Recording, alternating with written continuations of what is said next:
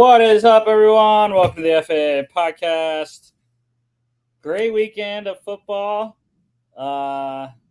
Definitely better college than NFL for me on the picks, anyways. It was pretty rough for all of us on the picks, but on NFL. But there was like always some interesting stuff going on. I think, like I said, the NFL is a lot crazier than college this weekend. Just based off the number of upsets. But let's roll into college, starting with an upset. On Friday, UNLV going to Lawrence, Kansas, and upsetting the Jayhawks 23-20. And I only watched a little bit of this game, then I listened to the rest of it. Or actually, no, I didn't. I was listening to the Kansas State game. I forgot. But I did. I live bet Kansas once UNLV took the lead. I was like, "There's like Jalen Daniels is going to be able to roll down the field here, score the game-winning touchdown, and Jayhawks are going to come in." And I knew UNLV was going to cover. I thought 9 was too much, 9.5, 8.5, or 10.5 actually. So I thought that was way too much over a score. Again, UNLV is my Mountain West Conference champion preseason prediction. So I know they're a good team and didn't know they were going to win, but it's a solid effort for Barry Odom's squad. Yeah. I mean, for sure. We said it pre-show or not pre-show during our preview show that this could be a trap game, could be a sneaky upset type of game. And it was a really good game. I didn't get to watch it live, but I watched like a condensed game of it. And I had high hopes for this Kansas squad this year. I think I had them in my CFP bracket. And obviously with the auto bids, potentially how they do in the Big 12, there's still a path for them for sure. And I think their 2 losses. I mean, I think Illinois is a pretty good squad this year. I think UNLV has a chance to win the Mountain West, like you said. I still see a path for them, but it's definitely tough, opening 1 and 2, especially with Jalen Daniels kind of looking how he's looked through those games. Yeah. The interesting thing I think about UNLV is that like Matthew Saluka really hasn't been great passing the ball, but he's been running the heck out of the ball. Another 100-yard. I think this is back-to-back 100-yard days on the ground for Saluka. So whatever gets it done, I guess. But just 38.9%, 86 yards, a touchdown through the air, 19 carries, 124 yards though. And I forgot to look up the play, the crazy fumble that they got back. I heard about it. I really haven't seen it though. I guess it was down near the goal line and Saluka fumbled, and then like it got kicked around by some Kansas players, and then UNLV recovered somehow. Yes, I did see it, and someone was like, people are saying like college football 25 is so unrealistic, and then like this is literally like what happens on a real college football field. It was pretty wild, yeah. Jalen Daniels 50%, 153, 2 picks, 11 carries, 65 yards, 2 rushing touchdowns. Devin Neal, good night for him. 23 carries, 120 yards, and a 33-yard reception. Jaden Thomas, UNLV running back, he caught a 27-yard touchdown. His teammate Kylan James got one in on the ground for the Rebels. Jayhawks wide receiver Lawrence Arnold, the leading receiver in the game, 58 yards on 4 catches. And then how about the night defensively? Kansas defensive end Jeremy Robinson, 5 tackles, 4 solos, 1.5 sacks, 3.5 tackles for a loss. I love Jackson Woodard, a linebacker for UNLV. He's a beast. Led the game in tackles there. UNLV plus 10.5 wins outright, under 57.5. And, we should have known. We should have known things were going to be weird. It was Friday the 13th. Mm-hmm. anyways. So we should have just went with the opposite of what we thought. Even though I knew he was going to cover, but I didn't think they were going to win. Thought Arizona was going to cover. You had them to win. You lone wolfed the Wildcats against the Wildcats, and the purple ones won over the red, white, and blue. Yeah, number 14 Kansas State blowing out number 20 Arizona 31-7 in Manhattan. Actually, I forgot to say the Jayhawks game. I keep saying they're playing in Lawrence. They're not playing in Lawrence. This entire season, they're playing in Kansas City at Sporting Kansas City's stadium until theirs is built by next football season. But anyways, this one in Manhattan, Kansas. Yeah, I was listening to this whole game and getting mad because Arizona couldn't keep it close in the second half anyways. But yeah, I mean, this is why Jimmy picked Kansas State to win the Big 12. You and I had Arizona at least in the Big 12 title game, and the K-State defense really showed up. And I think the key play in this game was the interception that Fafita threw in the end zone.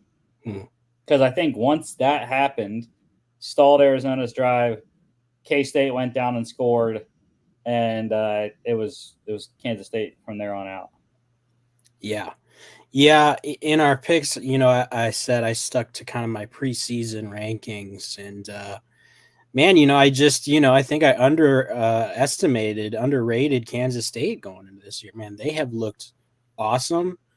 Avery Johnson is legit. I didn't get to watch this game live, but I watched like a condensed version of it or whatever, and like he's got a live arm, man. Like he's super athletic. He's fun to watch. And like you mentioned, like their defense is legit. So I mean, of the Big 12 teams we've seen so far, like it wouldn't shock me for sure. And in fact, they might be the favorite at this point, I think, to come out of the Big 12. But yeah, I mean, I think there are a lot of good teams in the Big 12. So yeah, it's going to be definitely an interesting conference to watch. Yeah, I think unfortunately for them, it's like they're all kind of like I feel like second tier is kind of derogatory toward them, but like it really is like you have the SEC, like the 5 in the SEC or whatever it is, For sure, 5 yeah. or 6 in the SEC, and then you have Ohio State, now Oregon, which we'll talk about, and then you have kind of the top Big 12 teams, I think, and like right under those top people. So yeah, I don't know. It'll be interesting to see how we shake out here. But yeah, Fafita 61.9% to 68 a pick. Avery Johnson, he's the modern quarterback.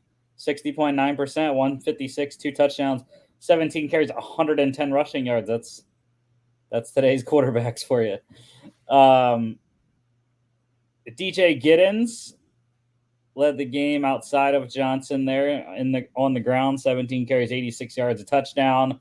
Quali Conley, the San Jose State transfer, Brent Brennan brought him with him, scored a touchdown, Arizona's only touchdown of the night. Dylan Edwards, the Colorado transfer, 71-yard punt return touchdown, doing it in both phases there, offensively and special teams.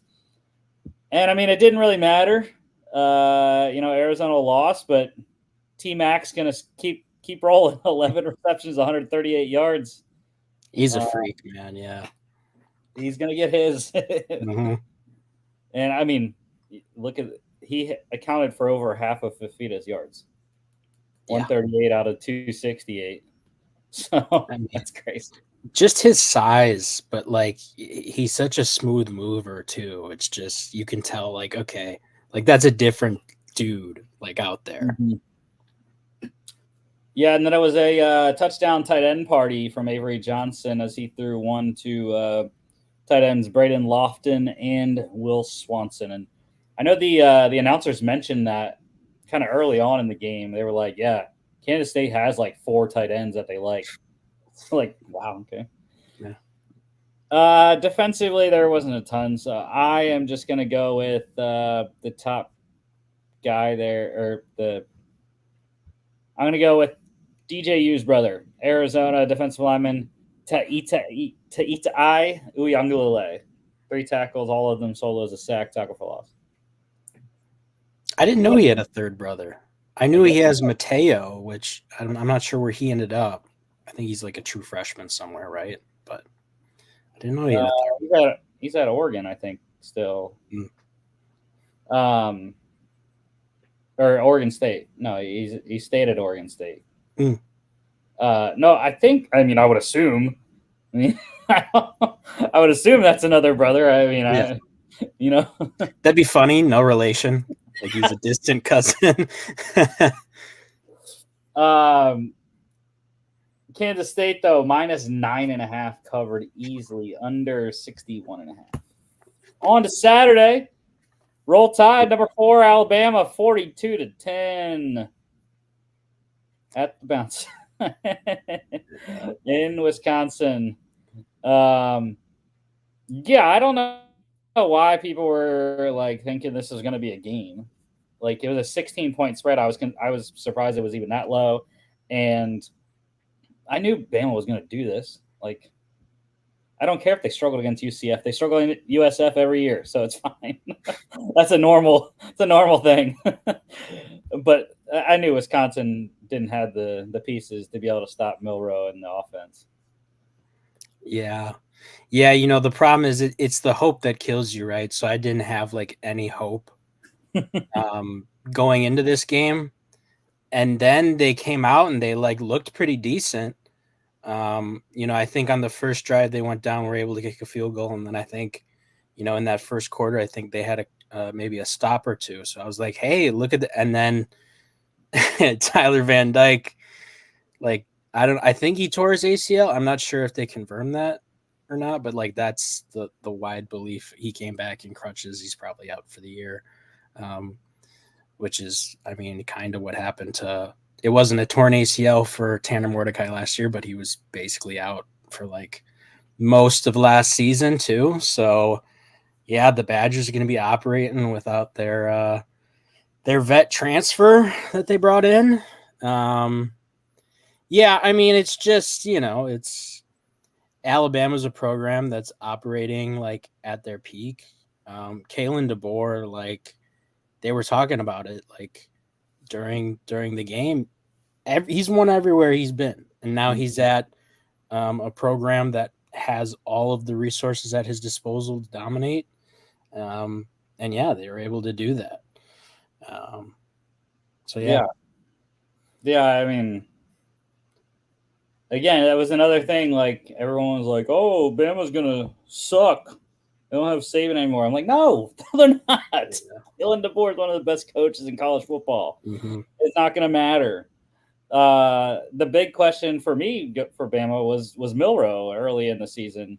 Jimmy's Heisman pick, but he's done it. 70.6%, 196, 3 touchdowns, 14 carries, 75 yards, 2 rushing scores, 5 total on the day for Jalen. Ty Simpson came in, threw a little bit, 4 or 5, 80%, 30 yards.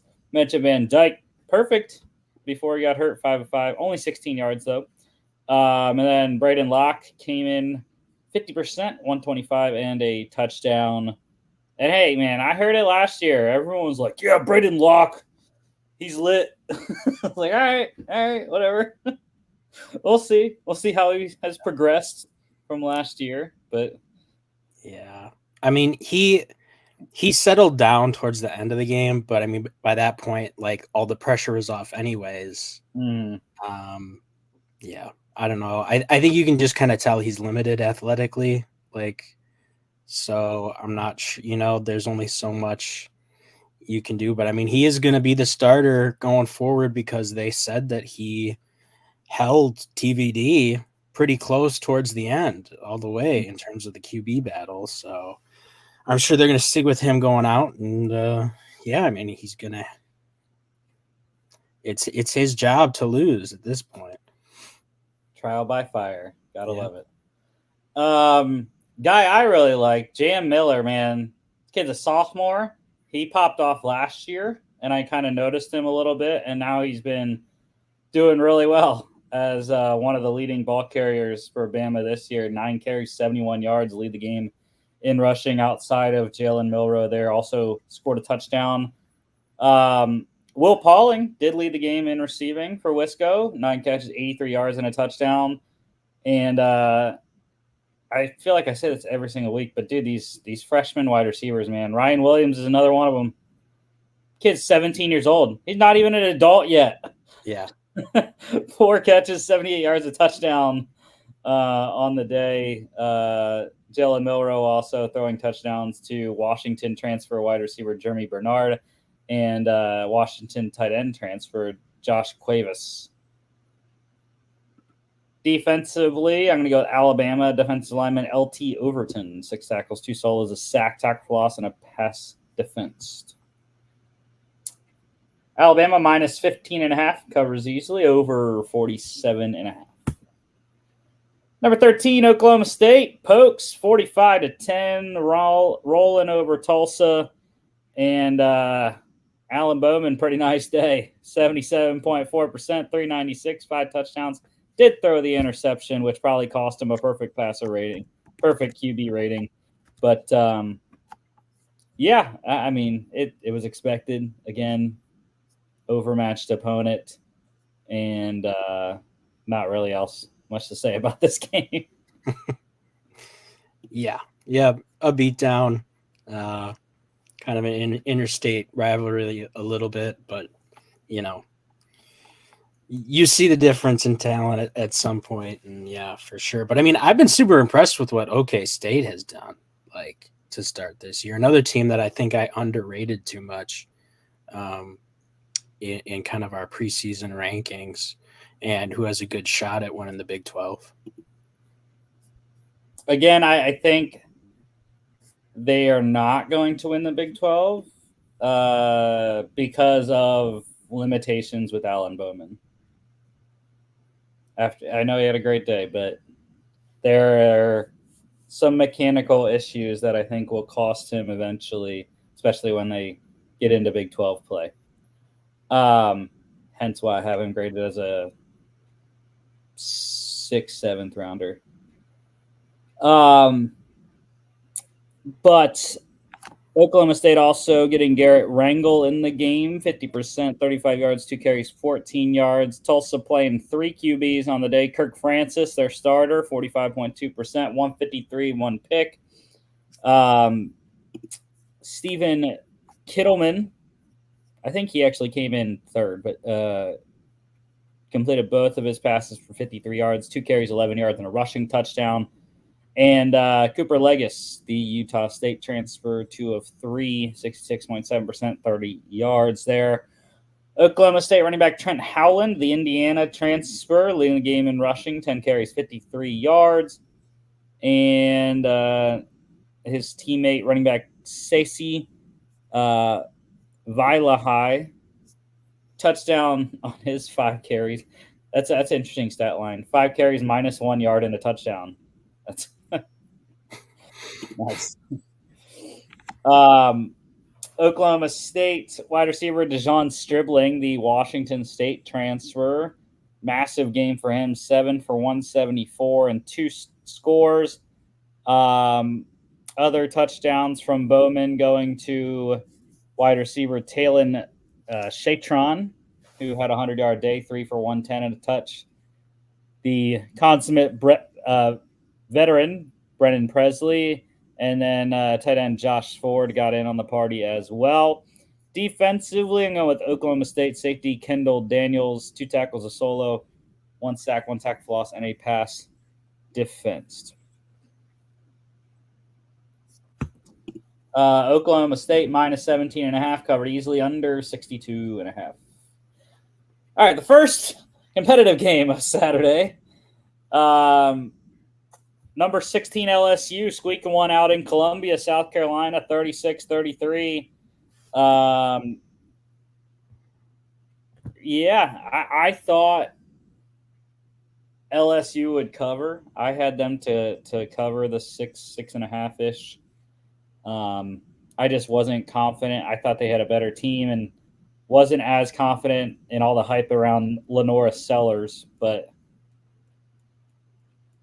before he got injured, I mean, the Gamecocks were rolling.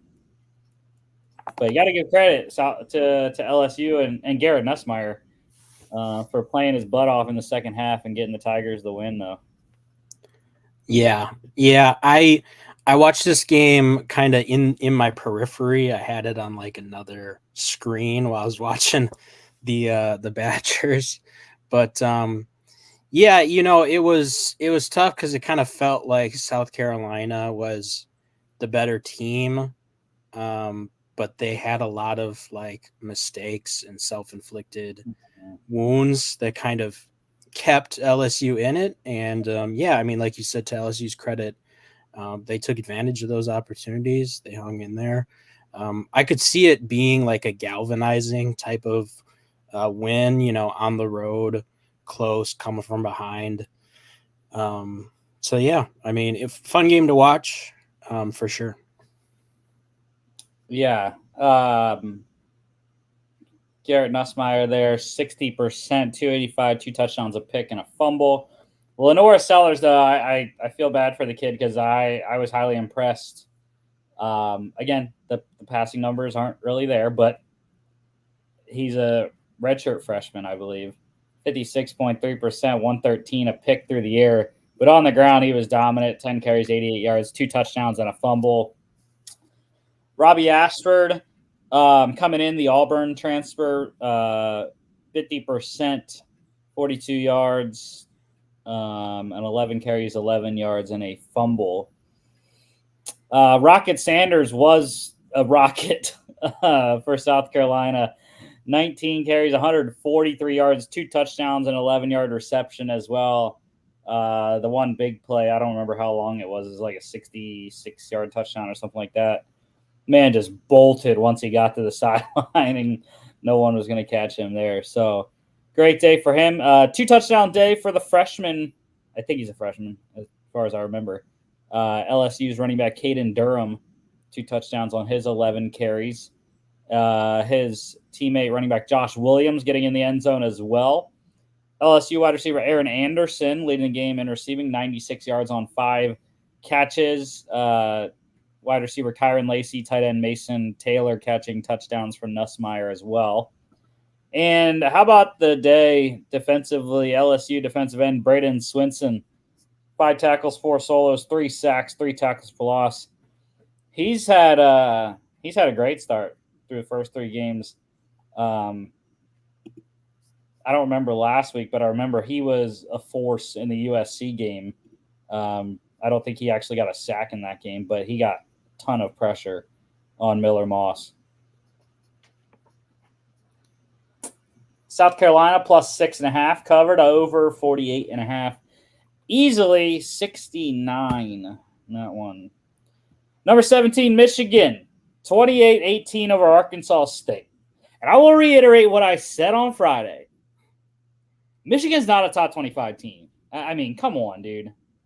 A 10-point win against Arkansas State. Again, I haven't watched the Red Wolves this year. Didn't watch this game, but and I know my brother-in-law, he's a Michigan fan. He's like, "Oh yeah, they scored late." It still doesn't matter. Like, even if they wouldn't have scored, it still would have been 28-10, and that's really not a respectable score for a top 25 team against probably bottom third at the very best, I would say, team in Arkansas State. So yeah, I don't think Michigan should be ranked, and we'll see what happens once they play a real team this weekend. Yeah, and it's like we said on our Friday show. It's like, I don't know how a program that's this big with these this much expectations on them, who's the reigning national champions, like has this QB room. Like they don't have answers, and they just named Orgy the starter, but it's like, okay, like he lost the job to the guy who like literally like it's hard for them to like get any forward passing attack. So yeah, I mean it's interesting for sure. I know that there's a lot of other things, going around with the Michigan program, so maybe that distracted a little bit from the off-season recruiting plan of maybe bringing in somebody else to add some competition to that room. But yeah, I mean, I think once they get into Big Ten play here, it's going to be a struggle. Well, and even if it wasn't like recruiting wise, like you tell me they couldn't have gotten like anyone in the transfer portal That's it, at the yeah. quarterback position, like man. And the thing is like how in the world did they even get here with a 0-star walk on in Davis Warren being the starter for the first 3 games of the season, anyways? So, yeah, it's. I'm just gonna wait and do my Stephen A. Smith laugh next Monday, whenever we see the score of the USC Michigan game. But anyways, Jalen Rayner for Arkansas State, he led the game in passing, 57.6%, 140 and a pick. Timmy McClain coming in, former USF player and UCF, I believe he played at UCF before he came to Arkansas State as well. Getting in a little work, 63.6%, 82 yards, 2 touchdowns, 4 carries for 15 yards. Davis Warren, like you mentioned, just horrendous day. I mean, he is super efficient, 78.6%, but only 122 yards, and he threw 3 interceptions. Alex Orgy, again, I don't care if he's going to be the starter this week because, like, we've seen him throw. I don't even know if he's thrown 10 passes the entire year so far. So, and the little passing work that he did get in this game, he was only 2 of 4 for 12 yards. Did throw a touchdown. I know he is efficient though. When he does throw the ball, he has like 3 passing touchdowns on like 5 completions or something like that. So, but they're all short scores. 3 carries for 27 yards as well. That's what he does best is run the ball. So, well, yeah, because don't they only ever bring him in like on goal line like stuff? Like yeah, and they run like sprint outs, mm-hmm. and I don't think they really run read option, which they should, because that's the type of quarterback he is. But we'll see. Sherrone Moore doesn't seem very. I don't know. Sherrone Moore's offense just doesn't seem that creative this season. For some, I don't know. Maybe they just lost too much. Kalel Mullings, though, he had a great day. 15 carries, 153 yards, 2 touchdowns. Donovan Edwards also getting in the end zone. Leading the way in receiving was Red Wolves wide receiver Reginald Harden Jr. 3 catches, 52 yards. Caught both of the touchdowns from Timmy McClain. Touchdown for Michigan through the air went to tight end Hogan Hansen. 9-yard score for him. And defensively, there wasn't a ton, but I'm going to go with Arkansas State defensive end Jaden Jones. 4 tackles, 2 solos, a sack, 1.5 tackles for loss. Arkansas State plus 23 covers, under 47.5. Number 6, Missouri. Close one, 27-21 over number 24, Boston College. So I think BC's got a chance now in the ACC after this one. Yeah. They're a legit team for sure. I think, I think it starts with their QB play. I mean, he's pretty fun to watch. He's pretty dynamic. And yeah, like I was telling you, like I was texting you on Saturday, Billy OB, he's got something cooking. Yeah. Your Heisman pick there, Brady Cook. Another, good performance, but not Heisman numbers.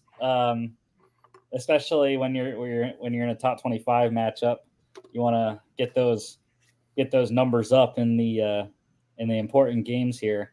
70%, 264 touchdown and rushing score. Yeah, Thomas Castellanos. I hate that it's Castellanos. It's spelled like Castellanos, but it's Castellanos. We got to get that figured out because I'm just saying. Spell it with one L. Spell it with one L, and then I'll say Castellanos.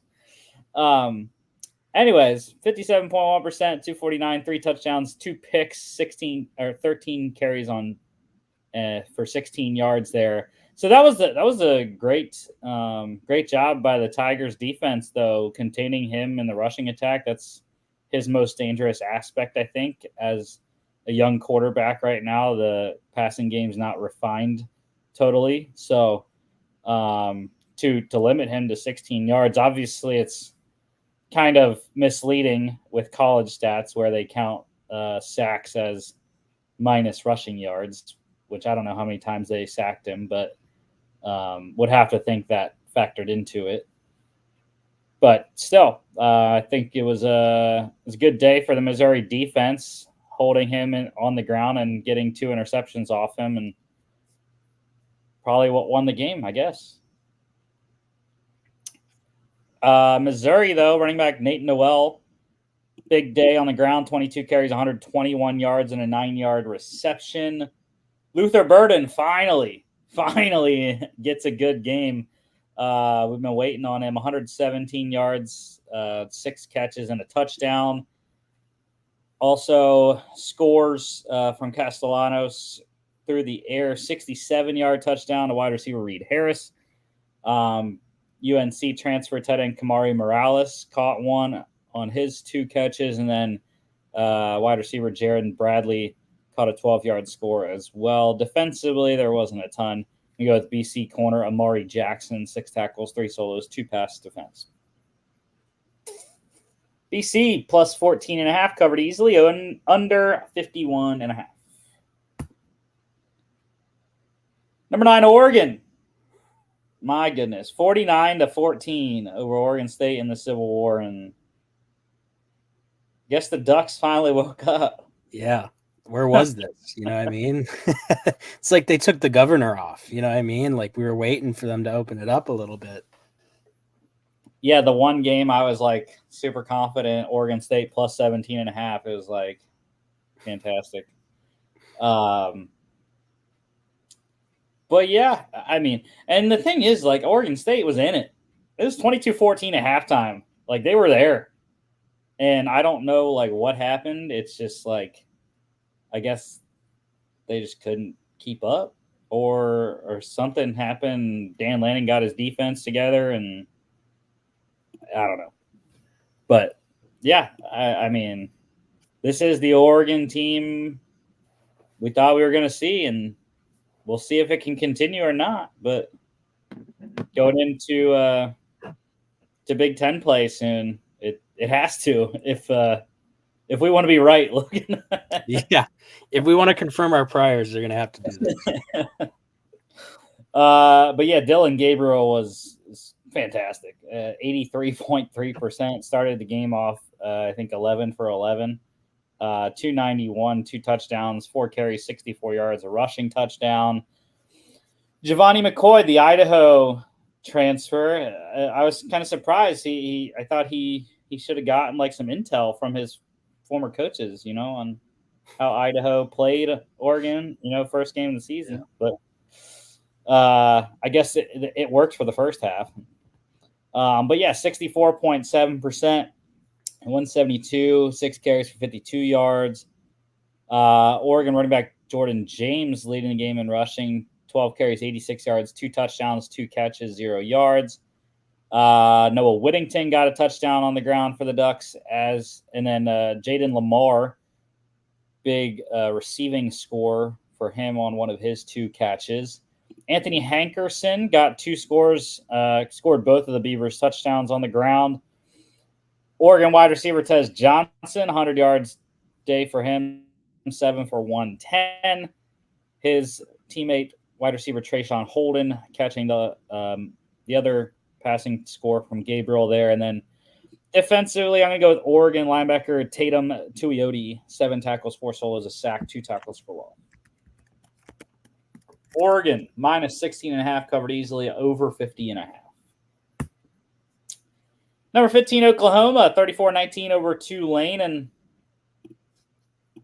it's not been great for Oklahoma. It's been back-to-back scary games because Tulane got there.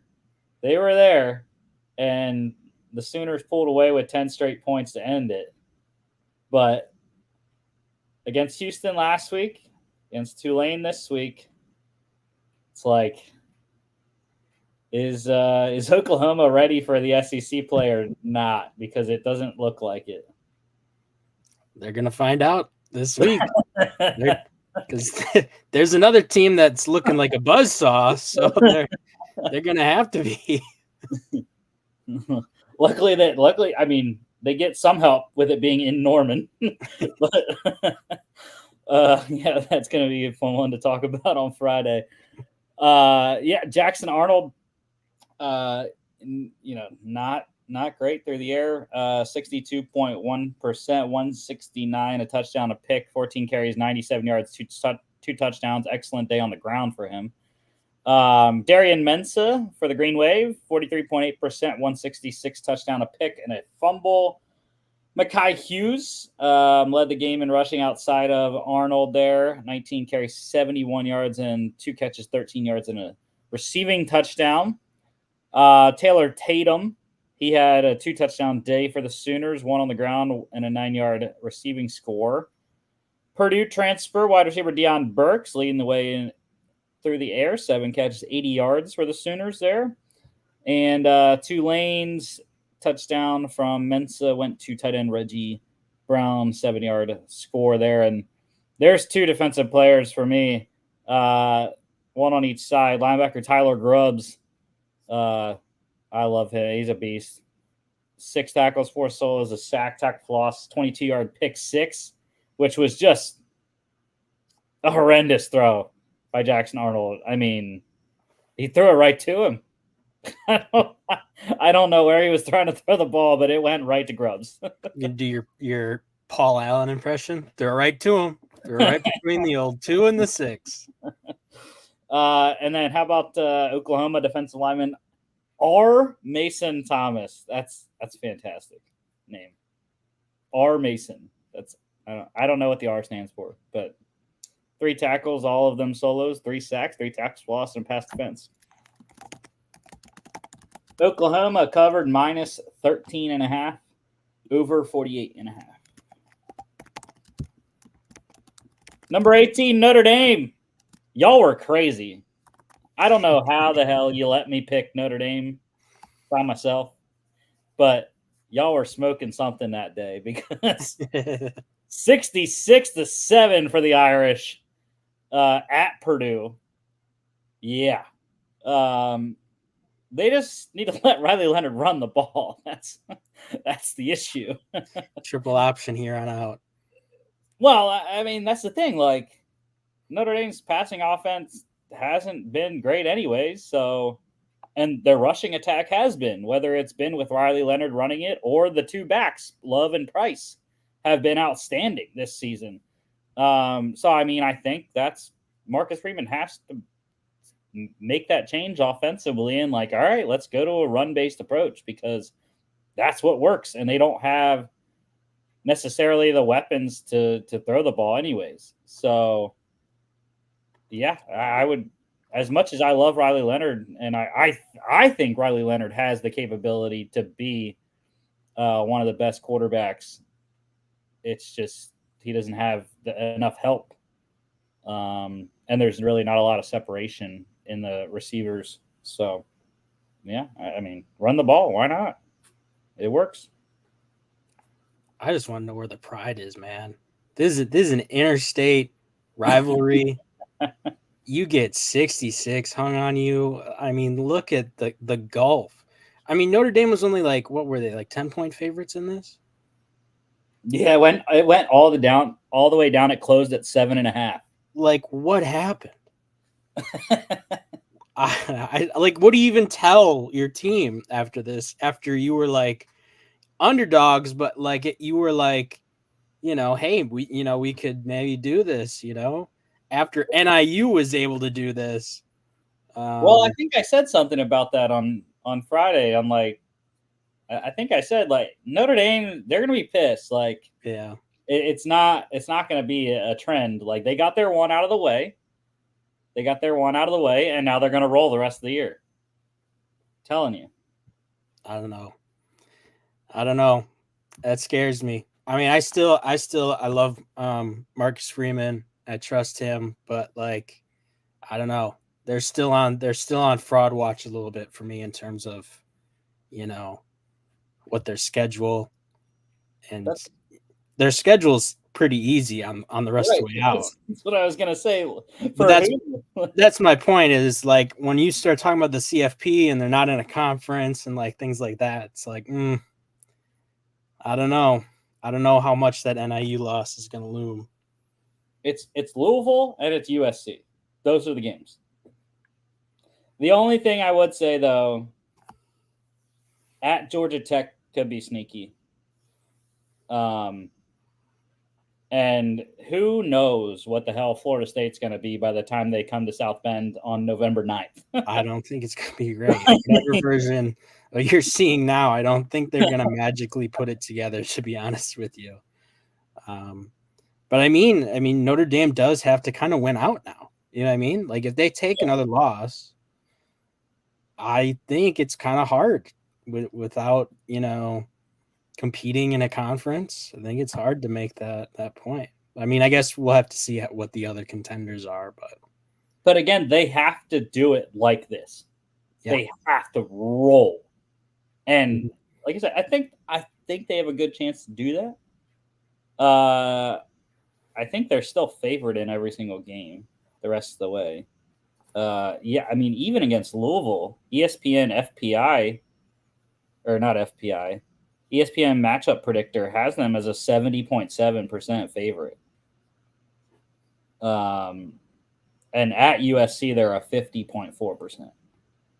So yeah, I mean, I think against Miami, Ohio, who isn't their normal team because they lost a lot in the transfer portal, I think they should be able to win that pretty handily. They're 27.5 point favorites right now, is Notre Dame.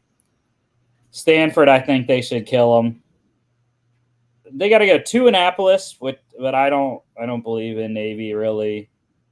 Virginia's 2-1 right now, but and then I think they are going to absolutely smack Army.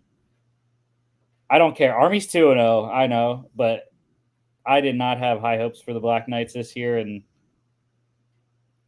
yeah, I don't think they're going to be very good the rest of the way. Anyways, Hudson Card for the Boilermakers, 45.8%, 124 touchdown, 2 picks. Notre Dame got 3 quarterbacks into this game. Riley Leonard, 68.8%, 112, 11 carries, 100 yards, even 3 rushing touchdowns. Steve Angeli, 66.7%, 100 yards, 2 touchdowns, 4 carries for 12 yards. And I don't know if that made things interesting. That Angeli was able to have that kind of production, even though maybe against Purdue backups. But it is something to watch, anyways, that he got explosive plays and was able to throw 2 touchdowns on just 6 completions. But and then Kenny Minchie coming in completed his only pass for 4 yards, but he got 2 carries for 12 yards and a rushing touchdown. Like I said, the running attack has been Jeremiah Love and Jadarian Price have been outstanding for the Irish. 100-yard day for Love, 10 carries, 109, a touchdown, 2 catches for 18 yards. Price scoring as well on his 8 carries for 86 yards. Purdue wide receiver Cam Brown led the game in receiving, just one catch for 52 yards. And then receiving scores from Angeli going to tight end Cooper Flanagan and wide receiver Denylin Morissette, Georgia transfer. And then, I forgot. Oh, no, Notre Dame tight end Kevin Bauman was the other touchdown for Angeli. Morissette plays for Purdue. He caught the lone touchdown for the Boilermakers. And then defensively, how about the day for Notre Dame defensive lineman Boubacar Traore? Love that name. 2 tackles. Both of them solos, a sack, 2 tackles for loss, and a 34-yard pick. 6 for the defensive lineman. Notre Dame minus 7.5 covered quite easily. Over 47.5 by themselves. How about the Apple Cup? We all were wrong. We all picked the Huskies, the wrong Washington team. Washington State, the Cougars are 3-0, 24-19 over Washington. I thought, especially once Washington State took the lead, I thought Will Rogers was going to be, being the veteran quarterback, I thought that's why I picked Washington, really. Just knowing how much he has played in his career and the experience. But, yeah, I mean, again, John Mateer on the ground has been killing people. 16 carries, 62 yards, 2 scores for Mateer there. While it was another middling passing day, 50%, 245, a touchdown and a pick. But he's got legs, and he uses them effectively, as we saw. As I saw, we didn't have that. Or no, we did have that game. Yeah, Washington State, Texas Tech last week. I mean, he ran all over the Red Raiders and kind of did the same thing against the Huskies in this one. Yeah, he's fun, man. He's just a gamer. You know, he's just one of those dudes, like, you can't help but, like, watch and just be like, man, you know, pulling for this dude. You know, he's just fun. Yeah, you know, I mean, I expected a little bit more out of Washington. I know that they lost a bunch of talent, either to the NFL or to transfers, kind of poached after DeBoer left. But yeah, I mean, like you said, with Will Rogers at the helm, like, I expected this to be a pretty competitive Washington team. And I mean, you know, I think maybe it still could be. I think maybe, you know, this says more about maybe how good Washington State is than it does, you know, Washington, where Washington's at. But yeah, I mean, rivalry game, they're always close. But yeah, I mean, Washington State, I've been impressed with the last couple seasons, you know, and losing Cam Ward, like, stings, but then, like, to come back and, you know, Mateer's been looking good, and to start 3-0, like, you know, good on them. How ridiculously crazy would it be if Washington State made the CFP? I think they would have to go. Maybe Pac-12 supremacy. I think they would have to go undefeated, more than likely, without having a conference championship. Because even though they're playing a Mountain West schedule, they aren't competing for the Mountain West championship. Yeah. And really, when you look at their schedule, it's not bad. It really isn't. I think they are going to be favored in mostly every game, other than they have 2 really tough games back to back. Luckily, though, they have a bye in between. They got to go to Boise State and to Fresno State. So those are the 2 games that I would be circling for Washington State. But if they can, I would say they would have a chance at the CFP, even if they lose only one of those games and they go 11-1. I mean, yeah. I think they would have to have a shot, especially if they can, like we talked about with Notre Dame, like, beat some of these teams pretty badly. Like, I think they should have a field day with New Mexico and Wyoming, 2 of the last 3 games of the year that they have. Those 2 teams have been horrendous so far. I believe they can probably crush Hawaii pretty well, and San Diego State. Utah State is really, I mean, I don't really believe in many of the teams that they're playing, other than Boise, Fresno. They have to play Oregon State in Corvallis, and then they got San Jose State this week in Pullman. So, which San Jose State is 3-0. We'll have that game picking it on Friday, which it's a Friday night game. But yeah, I mean, I think Washington State's got a good schedule, and if they can go 11-1, I think they'll have a chance at it. Yeah, especially if that one loss is like, let's say it's a close loss to like a ranked Boise team late in the season. Mm-hmm. Like, you still have a really good case. Yeah, definitely. That would be crazy if one of the Pac-12 teams got in. Yeah. The six pack, as you said now, Yeah. starting in 26. Rogers, though, 74.2%, 314, a touchdown. Damon Williams Jr. also playing a little bit, 3 of 4, 12 yards, 3 carries, 22 yards.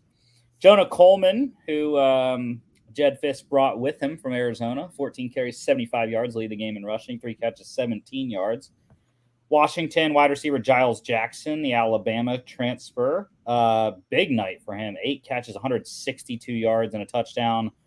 Also, a 100-yard performance for Washington State wide receiver Josh Meredith, 7 for 111 and a touchdown. And defensively, I'm going to go with Washington State edge rusher Andrew Edson, 7 tackles, all of them solos, 1 sack, 3 tackles for loss. Wazoo plus 4.5 wins outright, under 56.5. The backyard brawl. God, dude, I was so pissed at this game. I lone wolfed the Mountaineers, and I still don't know how they lost. Still don't know.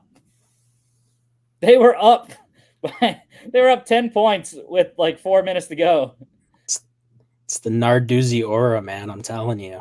And I don't know. I mean,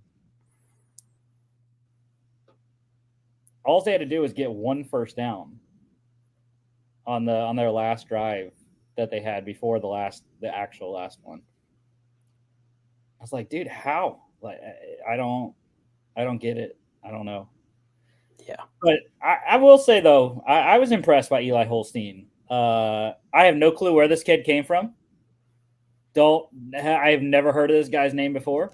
And from what I saw, he was good, especially running the ball. He had the one key scramble, the one massive scramble that he had late to set up Pitt for the game-winning touchdown there was crazy.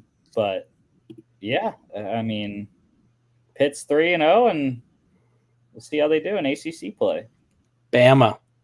He's the Bama transfer. He's the guy who lost out to yeah. But still, I had never heard of him before till this game. 70% for him, 301, 3 touchdowns, 14 carries, 59 yards. Garrett Green, 53.3%, 210, 2 touchdowns, 2 picks, 11 carries, 49 yards. CJ Donaldson Jr. leading the game in rushing, 79 yards on 19 carries, touchdown. Caught a 10-yard touchdown on his lone reception as well. Jaheim White scoring on the ground for the Mountaineers.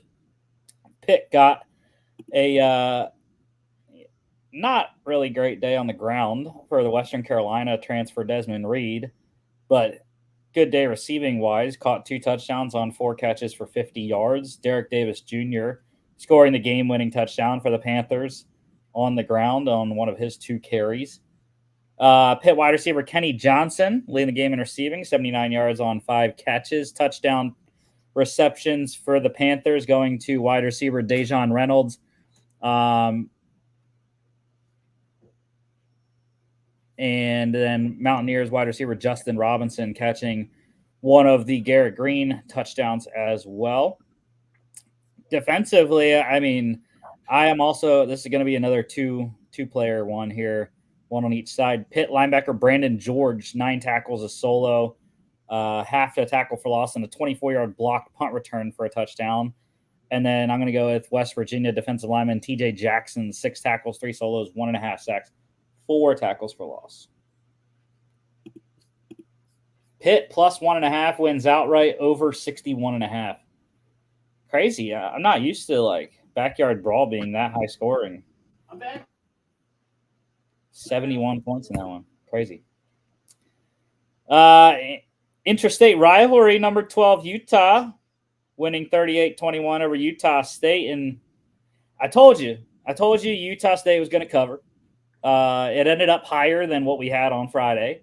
But still, I trusted the Aggies to cover, and that they did. And it didn't start out well. Utah was not playing great in the first half. Isaac Wilson was struggling, but maybe like Zach called him like at halftime and like, bro, you gotta get yourself together, play like BYU Zach Wilson, and you'll be fine. Yeah. And that he did. He had a great second half. Utah ran away with it, and the defense bowled up and got some stops, and they ended up winning, running away with it. Yeah. Good old Brothers Bowl, as we discovered. Unfortunate that Utah State wasn't able to close the gap there. The now like 80-point or 80 game win-loss gap.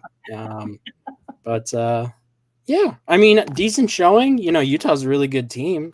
One of my favorites again for the newly formed realigned Big 12. So yeah, I mean, good on Utah State for hanging in there. And again, I just think this Utah team, man, they're so good, and just if Rising can stay on the frickin' field, they are potentially a top 5 team, I think, because of how good the defense is, and just like Cam just cannot stay healthy. So we'll see if he can come back this week. But yeah, if they want to be where a lot of people had them, including you and I, like, they have to have Cam Rising. But yeah, Isaac Wilson, though, 60.6%, 239, 3 touchdowns and a pick. Bryson Barnes, the Utah transfer to Utah State, 51.6%, 223, 2 touchdowns, 2 picks, 11 carries, 36 yards, a rushing score. Jacob Conover also playing a little bit in this one, 2 of 4, 22 yards. Utah running back Micah Bernard, big day for him, over 100, 123 on 17 totes, a touchdown, 2 catches for 3 yards. Utah State running back Rasul Faison, also over 119 carries, 115 yards. Utah State wide receiver Otto Tia with the leading receiver, 78 yards on 5 catches. Utah wide receiver Muddy Parks catching a score, as did his tight end teammates there, Carson Ryan, the UCLA transfer, and Caleb Lohner. Utah State touchdowns from Barnes going to tight end Brock Lane and wide receiver Jack Hestera. And one other thing, receiving note, it's great to see Brent Keithy back on the board here, leading the way for the Utes in receiving, 68 yards on 3 catches. Injured last year, but back again here. And defensively, let's go with Utah defensive end Van Fillinger, 8 tackles, 2 solos, a half a sack, 1 tackle for loss, 2 pass defense. Dude, this guy's also, I think every single game for Utah, he's been on our board. I added him to my prospect sheet because I was like, dude, this guy popping off every single game for Utah defensively. Yeah. I mean, they have good defenses, man. Yeah. Whittingham just knows how to do it. Utah State, like I said, plus 20.5 covers, over 43.5, quite easily, 59. Number 10, Miami, 62 zip over Ball State. And dude, Cam Ward is lit right now. 67.9%, 346, 5 tuds. I really don't know if there's anyone playing better quarterback right now than Cam Ward. Yeah.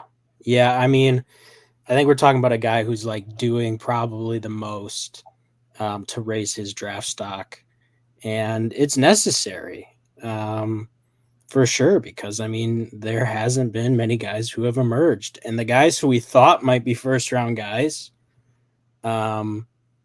really haven't kind of shown that, I don't think, at least yet. And again, a lot of ball game left. And again, I mean, it's Ball State. Like, there's a huge. So I mean, it's interesting. It'll be interesting to see like how like NFL teams evaluate that film, if at all. But at the same time, I mean, he's just been on. Like, he has looked like a vet QB. Like, he's operating this offense like at peak performance, and making some really elite high level throws. So yeah, I mean, I'm really encouraged. I love watching him play. Yeah. Yeah, should be another nice game this weekend at USF, and then they roll into ACC play. But they really don't have a test until they're at Louisville. Um, the thing that I hate about Miami is like that's their game. Like that's the only game on the schedule that that you can really look at in terms of if they would drop one. It's not a great CFP resume if they would lose to Louisville. Mhm. Um, you know, unless somehow I highly doubt Cal will be ranked by the time they meet in the first weekend of October. But I don't know. Cal's look Cal, pretty good, dude. Cal is undefeated so far. They're 3-0. Unfortunately for Miami, like the Florida State thing happened so far, so that's not a marquee game really anymore. Duke is 3-0 though. They do have to play at Georgia Tech, and then Syracuse is still undefeated so far as well. So, you know, Miami's hoping that they're rooting for all these other teams to like keep winning so they can get some better games stylistic wise on the schedule. But we'll have to see how the schedule eventually turns out for them. Yeah, so Miami also played Emory Williams. Emory Williams, dude, put in a great performance as well. 11 of 12, 91.7%, 161, a touchdown. For the Cardinals, it was Caden Simonza. It's supposed to be Simonza, not Imanza. Simonza, 61.5%, 111, one pick. Aiden Leffler came in just 104 for 1 yard. Miami running back AJ Allen over 100, 104 on 7 carries and a touchdown. His teammate Jordan Lyle scored on the ground, as did Chris Johnson Jr. He got a receiving touchdown. Back-to-back weeks, Chris Johnson scoring. Miami wide receiver Jacoby George, 100-yard a day for him, leading the game in receiving, 109 on 6 catches, then a touchdown. And then touchdowns also going to tight ends Elijah Arroyo and Elijah Lofton, wide receiver Xavier Restrepo, who I absolutely love. He caught 2. I think Restrepo has a good chance to be the top slot receiver in this year's draft. Just saying. And Miami defensive lineman Simeon Barrow Jr., the Michigan State transfer, is my defensive player of the game. 4 tackles, 2 solos, 1.5 sacks, 1.5 tackles for loss. Miami minus 36.5, covered easily, over 54.5 by themselves. Number 5, Ole Miss, 40-6 romp over Wake Forest. This was one of my other most confident bets of the weekend, minus 20.5, minus 21 for Ole Miss. I knew they should handle the Demon Deacons pretty well, even in a road game. And Jackson Dart put in a good performance, to say the least. Yeah. Yeah, the high flying Lane Kiffins have been looking good, but for me, Ole Miss, it's tough to say until they kind of get into SEC play. But yeah, I mean, obviously convincing wins like this against, it's Wake Forest, but it's a Power 5, Power 4 opponent. Yeah.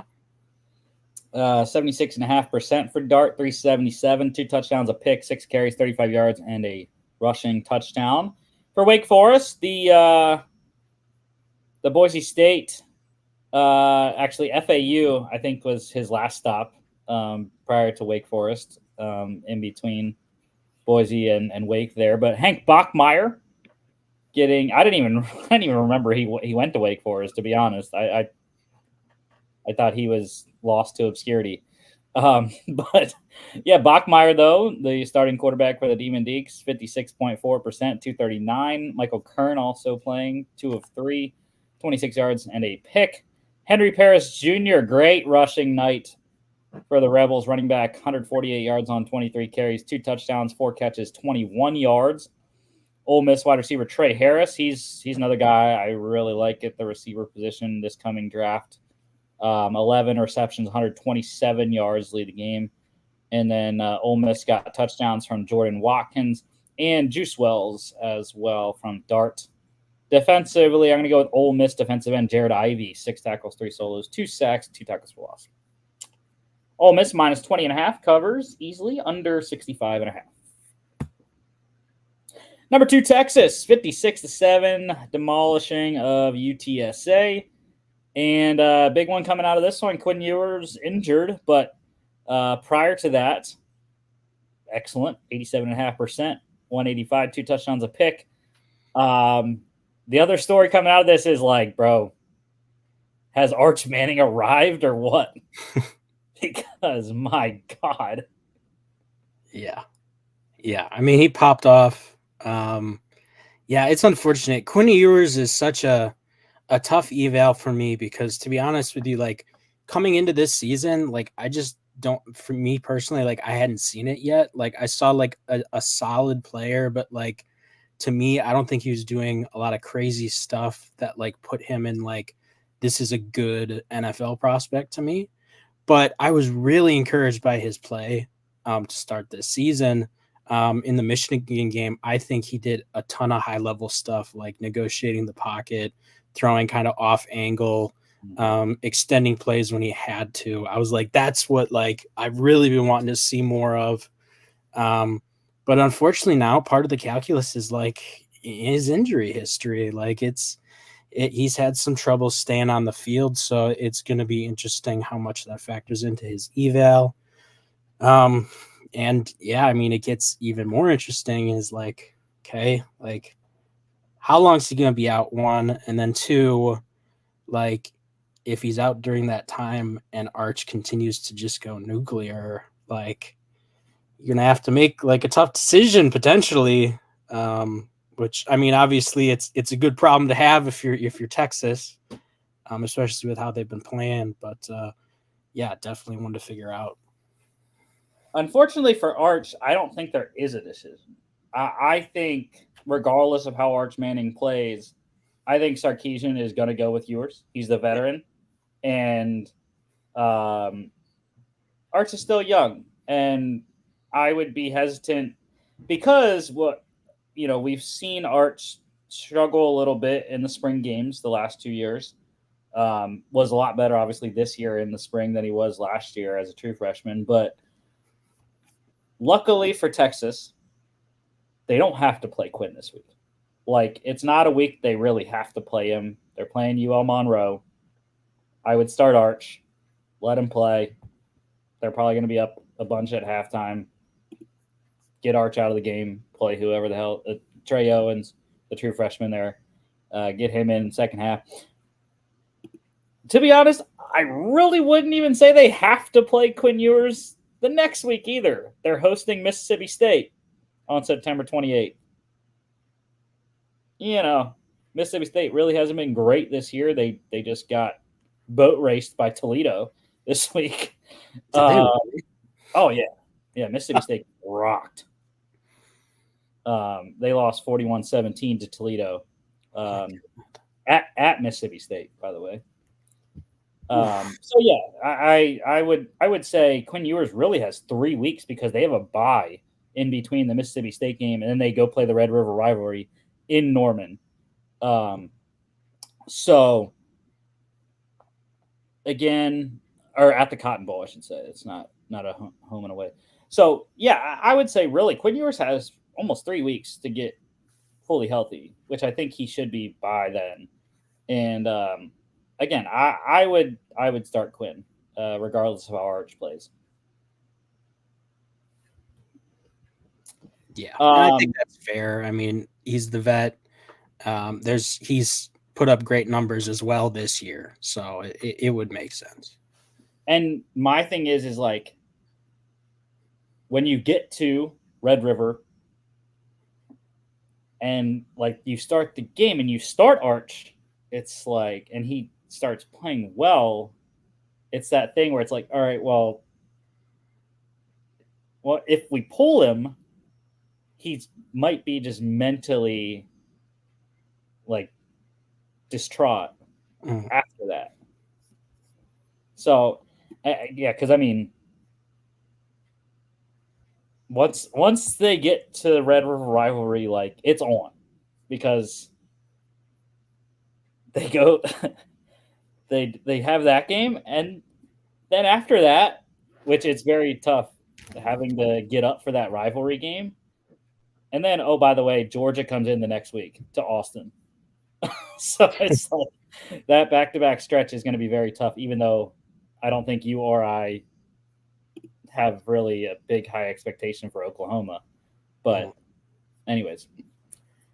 Yeah, so Arch 75%, 9 of 12, 223, 4 touchdowns, 3 carries, 53 yards, a rushing touchdown. And I remember someone tweeting out the run of Arch that he scored on the long touchdown run. I think it was Ian Rappaport. He's like, Mannings aren't supposed to run like that.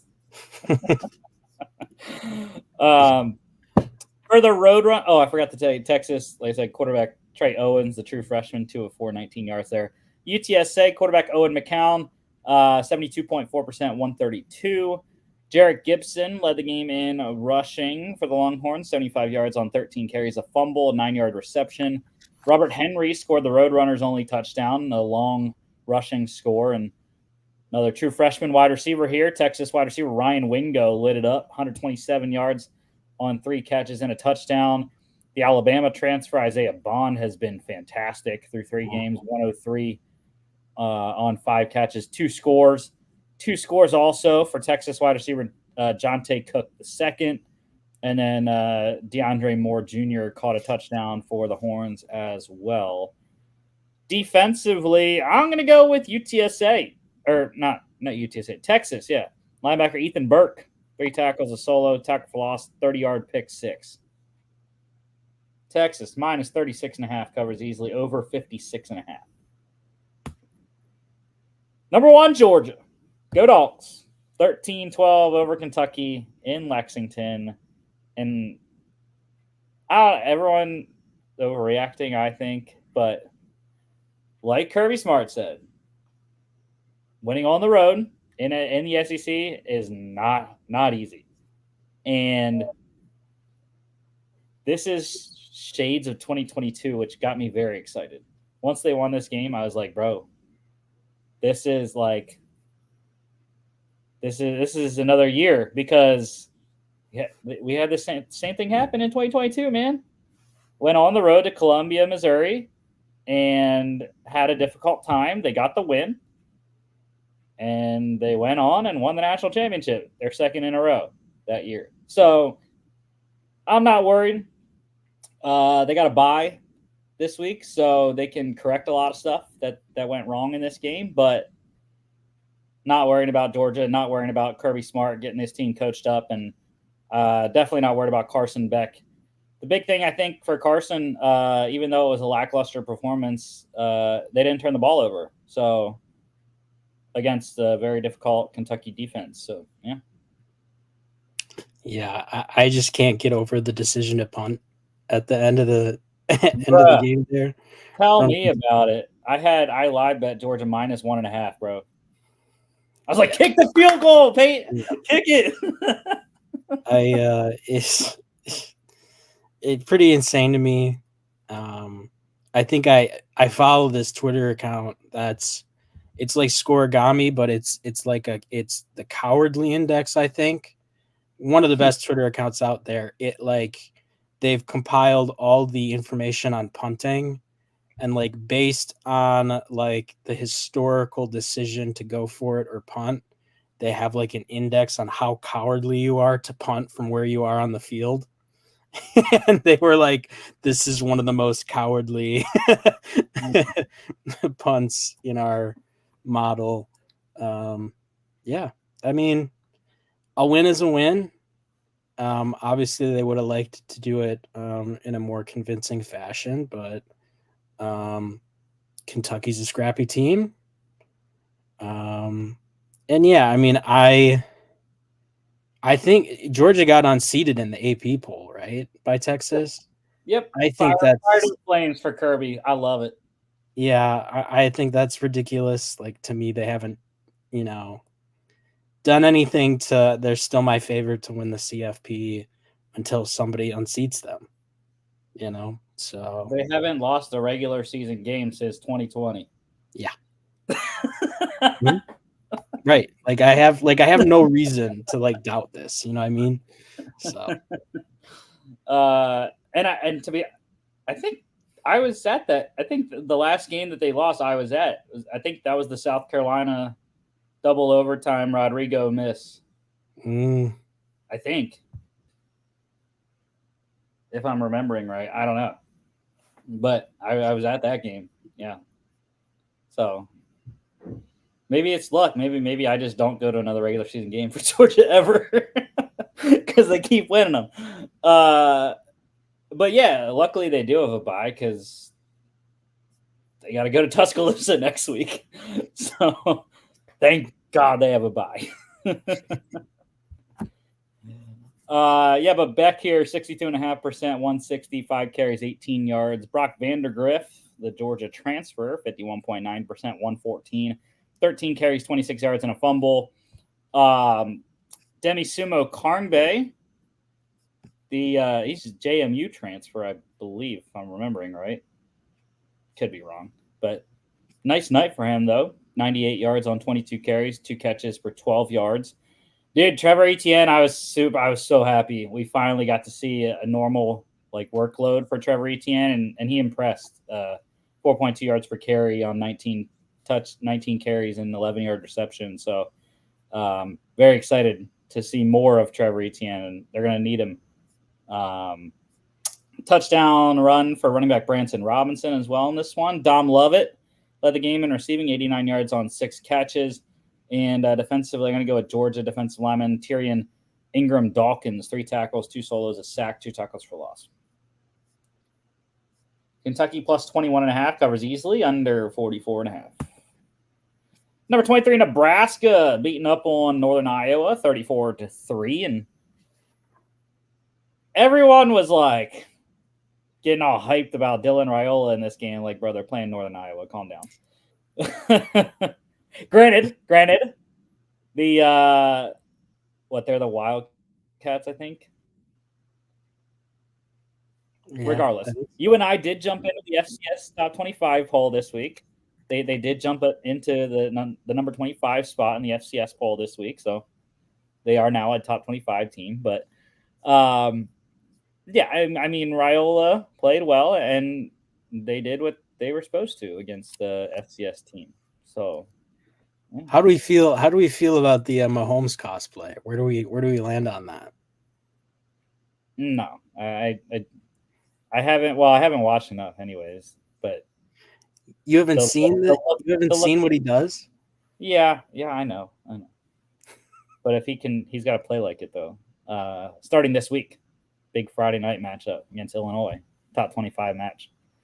73.9% for Raiola, 247, 2 touchdowns a pick, 2 carries for 13 yards. Nebraska also playing Heinrich Harburg, completed all 3 of his passes for 34 yards. UNI, Aiden Dunn, 52%, 117 a pick, 11 carries, 49 yards. Matthew Sheckelman came in for him, 42.9%, 45 yards, 2 carries for 10 yards. Leading the way on the ground, Dante Dowdle, 55 yards on 6 carries, rushing score by Nebraska running back Emmett Johnson. Nebraska wide receiver Jalen Lloyd led the game in receiving, 1 catch for 59 yards.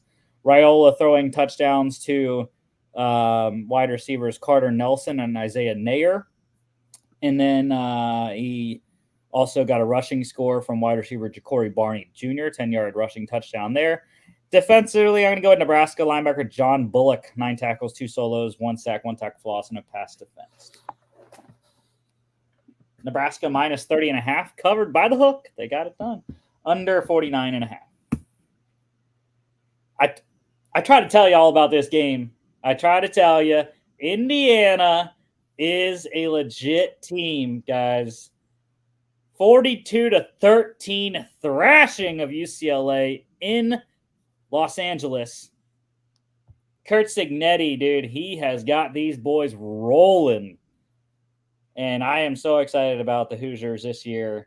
Yeah, I mean, I saw this score. They started off hot and they didn't stop. So very excited and nice night for UCLA's first Big Ten game, huh? Yeah, you and Vegas had more intel than me and the boys did, obviously. But like I said on our Friday show, I was like, I would love it though if Indiana rung their bell as the welcome to the Big Ten moment for the SoCal boys. losing to Indiana Hoosiers football. That handedly. It's definitely a wake-up call.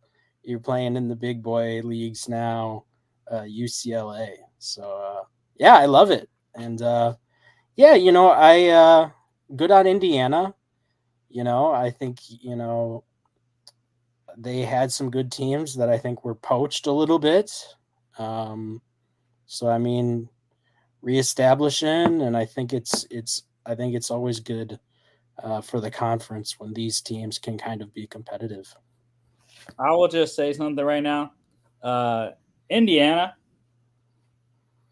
they are leading the Big Ten in scoring. By the way, they have 150. They are averaging 50 points per game. Granted, they scored 77 against Western Illinois, but yeah, they are leading the Big Ten in scoring, 150, and they are fourth in points against. They have only allowed 23 points against this year. So yeah, things are good in Bloomington right now, and they're gonna get better because they play Charlotte this week. And then this is another team. I'm gonna go in the schedule again. Just saying, another team. Yeah. Now they do have to play Nebraska, but they get that in Bloomington. Mm-hmm. They do have to play Michigan again. I don't think they're a top 25 team, but guess what? They get that in Bloomington. Mm-hmm. The only thing is they got to go to Columbus. That's the hardest game left on the schedule, I think, anyways. So trap game, upset city. You imagine. But yeah, Curtis Rourke, man, he's been awesome. The Ohio transfer, 75.8%, 307, 4 touchdowns. Ethan Garber's struggling, 60.9%, 137, a pick, 7 carries, 21 yards, and a fumble. UCLA running back TJ Harden led the game in rushing, 48 yards on 12 carries, a touchdown, 4 catches for 41 yards. Indiana got touchdowns on the ground from running backs Justice Ellison and Elijah Green. In Indiana wide receiver Miles Cross led the game in receiving, 90 yards on 6 catches and a touchdown. Other touchdowns from Rourke going to wide receiver Omar Cooper Jr.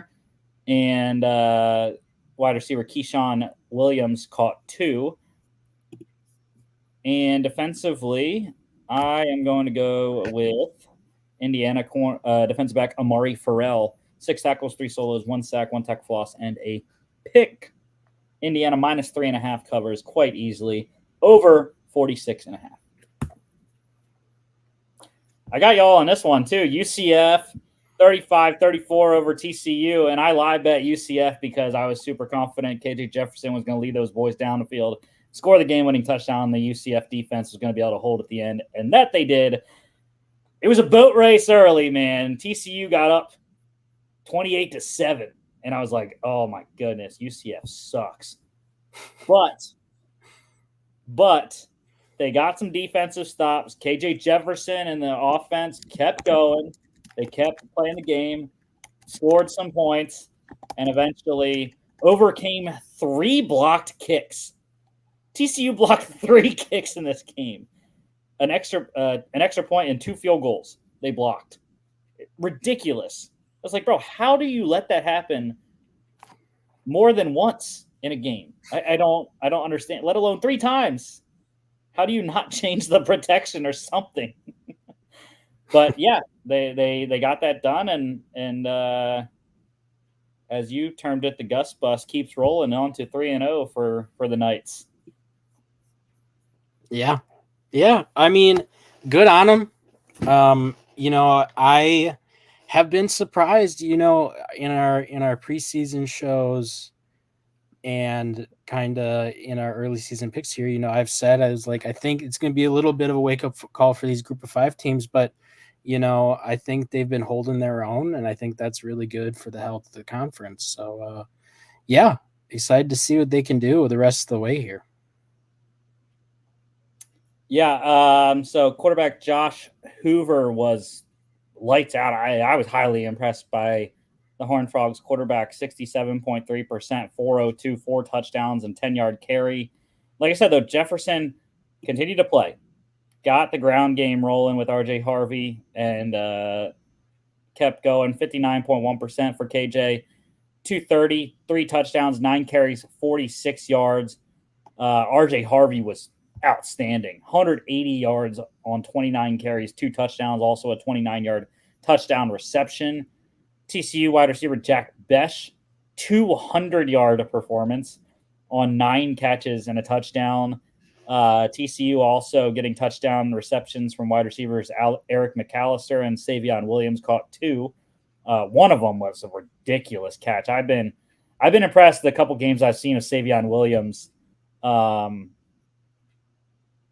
now that Quentin Johnston's actually doing well in the league, I can kind of compare him to him. But yeah, I do think Savion Williams is a Quentin Johnston kind of guy. And then TCU or UCF got a big night from wide receiver Kobe Hudson, 6 for 145, 2 touchdowns for him. Defensively, I feel like there's a guy down at the bottom, but we're frozen here. I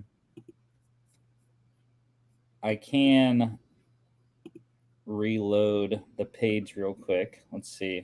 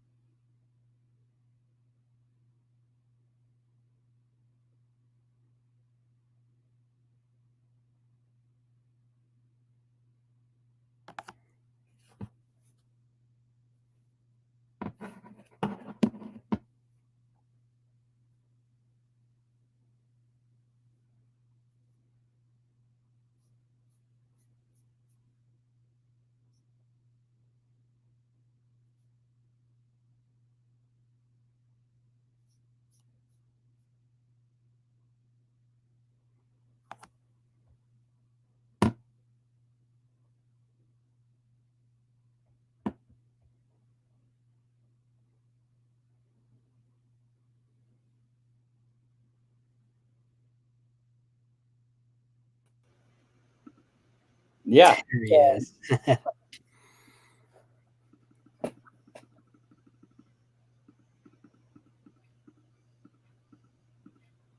So yeah, big night. And okay, so there wasn't anyone down there, but yeah, my defense player of the game is TCU's linebacker Johnny Hodges, 8 tackles, 3 solos, 2 tackles for loss. UCF plus 2.5 wins outright over 59.5, 69 in that one. Yeah, I was a little bit wrong about this game.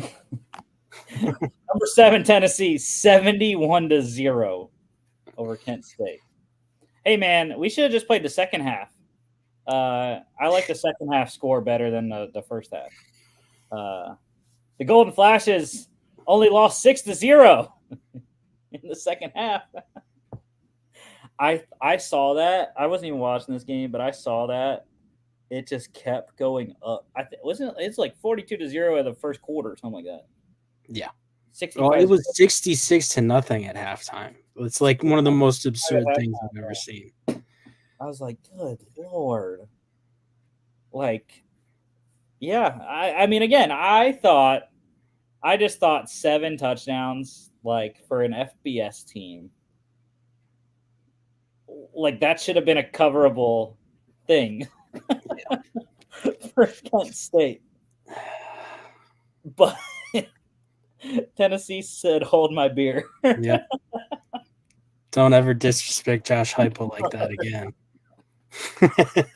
Yeah. So Nico Iamaliava, 62.5%, 173, a touchdown, 5 carries for 31 yards. That's the crazy thing. Like Nico he didn't even have great stats because they ran the hell out of the ball. Mhm. I think they racked up 500 rushing yards in this game, if I am incorrect. But yeah, I mean it was crazy. Gaston Moore was awesome, 4 of 4 for 94 yards, 2 touchdowns, 15 yards carry.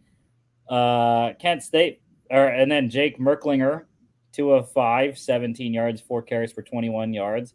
Kent State played 2 guys, Devin Cardman, 9 of 15, 60%, 58 yards. JD Sherrod, 0 for 1 passing, but 7 carries for 56 yards to lead the Golden Flashes in rushing. Freshman running back Deshaun Bishop led the game in rushing, 120 yards on 7 carries, 2 touchdowns. Dylan Sampson, another 100-yard night for him, 101 on 13 carries, 4 touchdowns. Crazy. 4-yard reception as well. And then running back Peyton Lewis, 1 yard short of 199 on 10 carries. Tennessee wide receiver Dante Thornton Jr., the Oregon transfer, led the game in receiving, 64 yards on 2 catches. Touchdown receptions for the Vols here, going to Chris Brazel II, the Tulane transfer. Mike Matthews, the true freshman, caught one, as did tight end Miles Kitzelman. He's got 3 touchdowns in 2 games, by the way. Defensively, there was not a ton, but I'm going to go with Kent linebacker Matt Harmon, 5 tackles, 3 solos, sack, 1.5 tackles for loss. Tennessee covered minus 49.5. That's ridiculous. Over 61.5. Tennessee by themselves. And the FCS game of the week. You got it done, bud. Number 9, Southern Illinois, winning a close one, 35-28 over number 12, Incarnate Word. And the thing is I got what I wanted out of this game. Like, Zach Calzada was awesome. Mhm. It's just, they got outscored just by one touchdown there. But yeah, I mean, Calzada, great. 64.8%, 366, 3 touchdowns a pick, 9 carries, 30 yards, a rushing score. I mean, it's a winning stat line. For the Salukis, though, DJ Williams, 70.4%, 301, 2 touchdowns, a pick, 12 carries, 79 yards, and a touchdown. And then Hunter Simmons also playing a little bit for SIU, 60%, 3 of 5 for 35 yards. SIU running back Jalen Benefield led the game outside of Williams, 5 carries, 34 yards. Touchdown run by his teammate Sean Lester Jr. SIU wide receiver Keontez Lewis leading the game in receiving, big night, 148 yards on 8 catches and a touchdown. Also had a 57-yard rushing touchdown. And then his teammate, wide receiver Nashon Hezekiah, 100-yard performance for him, 5 for 118. UIW also had 200-yard receivers. That's crazy, 400-yard receivers in this game. Cardinals wide receivers Roy Alexander and Jalen Walthall. Alexander 10 for 117, Walthall 9 for 104, 2 touchdowns, and SIU also got a touchdown reception from tight end Ryan Schwendman, and UIW got a touchdown from tight end Logan Compton, 1-yard receiving score there. Defensively, we don't get tackle stats for FCS, but picks coming from UIW defensive back Ronald Wilson and SIU safety Vinny Pierre Jr. Southern Illinois minus 3.5 covered, over 56.5. Go Salukis. All right, brother, man, I got to hop off. I'll see you. You got any closing thoughts, NFL wise, about anything, any of the games, and or Bryce Young, which was going to be our breaking news thing? But yeah, the Bryce Young thing, I see both sides of it. It's like you can't lose the locker room, and like he just hasn't looked like an NFL starting caliber quarterback. But at the same time, it's like you're only going to give a guy like that you invested so much in 18 games, like, and you're just going to, give up on it. Yeah, I mean, it's the Panthers, unfortunately, are becoming a pretty just dysfunctional org, starting kind of from the top down. Yeah, I don't know. It's just a tough situation all around. So, like, it's hard for me to criticize it one way or the other. But I think it just speaks to, like, for whatever reason, like I think the NFL still hasn't figured out how to develop some of these young guys yet. And it's unfortunate because it's like who got it wrong? You know what I mean? Because we look back like literally just a little over a year ago, like every NFL draft expert, guru, pundit, whatever, had Bryce Young as a first round pick. And a lot of them had him as QB1. Now, there was some differences there. Some people like Stroud. Some people were crazy enough to say, like, I'm betting on Richardson's traits, and that's fine. But everyone had them kind of in that tier of, like, he's one of the best QBs. And now, like, I'm seeing on Twitter and I'm seeing people saying, like, he's not an NFL quarterback. Well, then what did you guys get wrong then? You know what I mean? It's like, all right, what did we get wrong? Because, and it's tough because like I see footage of him, like people are making a lot of the fact that he's like throwing, like he has to jump hop his throws because he can't see over his own line. Mm-hmm. And it's like, okay, but like it wasn't like he was playing behind a bunch of 6-foot linemen at Bama. Like he was playing behind a bunch of big dudes there and playing against a bunch of big dudes in the SEC. So it really is just an interesting story. And I think hopefully he gets, kind of a second chance, probably somewhere else. But yeah. All right. All right, brother man. See ya. See it, man. Yeah, so let's get to the NFL slate here. The Chargers rolling the Panthers, who Logan just talked about a little bit, 26-3.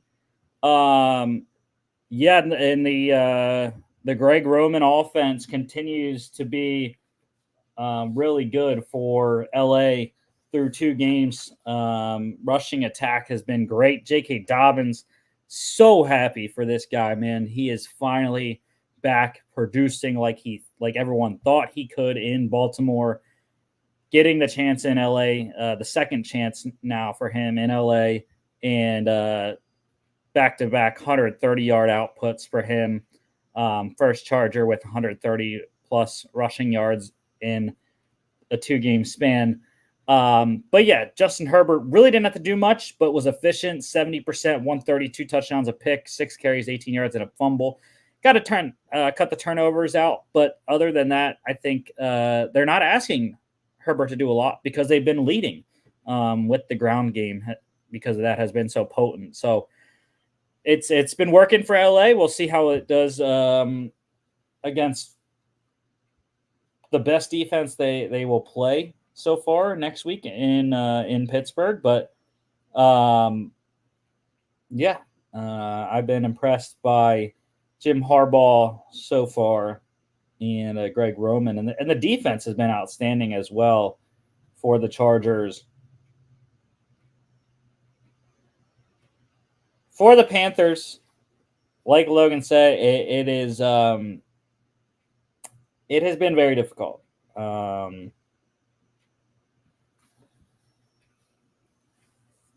Bryce Young, I feel bad for him. It's not all of his fault. He does have some things that he just really is not seeing it right now. 3 interceptions, no passing touchdowns through two weeks. Bench today, and it's been a rough go. Once again, though, we talk about it. There's no separation for most of the receivers, which is interesting. Like I've been saying all offseason, Deontay Johnson, top 5 in open score in every season of his career, essentially. But yeah, I mean, they're just not getting open, and the offensive line is not protecting like they thought it would. And it's, again, unfortunate for Bryce Young. 69.2%, only 84 yards and a pick, the lowest output for anyone ever throwing 18 completions. The previous mark was 110. So the interception was not great. He threw it into traffic. And yeah, there's really nowhere else but up for this Carolina team. They don't have a defense to stop anyone. Derek Brown, probably their best player potentially on the entire team, is done for the year, and they haven't really been able to do what we thought they were going to do on offense, which is run the ball with Chuba Hubbard. So, yeah, it has been very difficult for the Panthers so far, and unfortunately, there's a long road to go still. 15 more games. Anyways, J.K. Dobbins, like I mentioned, he's been awesome. 131 yards on 17 carries, touchdown, and 1 reception as well. Super happy. I drafted him in a lot of leagues. Very excited. Chargers wide receiver Quentin Johnston, year 2. Q has been great, leading the game in receiving, 5 for 51 on 6 targets, 2 touchdowns for him. Excellent day. And defensively, I am going to roll with Chargers linebacker Denzel Perriman, 7 tackles, 5 solos, a sack, tackle for loss, QB hit. Chargers minus 4.5, covered easily under 38.5. How about the Raiders knocking off the Ravens in Baltimore, 26-23? Gardner Minshew popping off, 78.9%, 276, 1 pick, 1 touchdown, 1 pick, and he's now beat the Ravens in Baltimore 2 years in a row. Beat them with the Colts last year in a sloppy game, but this one not as sloppy. The weather was nice, and again, this was like the West Virginia game. I was like, bro, how did the Ravens lose? Like, they were up with a little bit to go in this game, and they let the Raiders back in and ultimately paid for it. And now the other Harbaugh, John Harbaugh, is 0-2 in Baltimore. Lamar Jackson, 61.8%, 247, a touchdown, a pick, 5 carries, 45 yards, and once again, just not enough from Lamar. Passing the football, I know they're decent stats, but obviously not enough to win.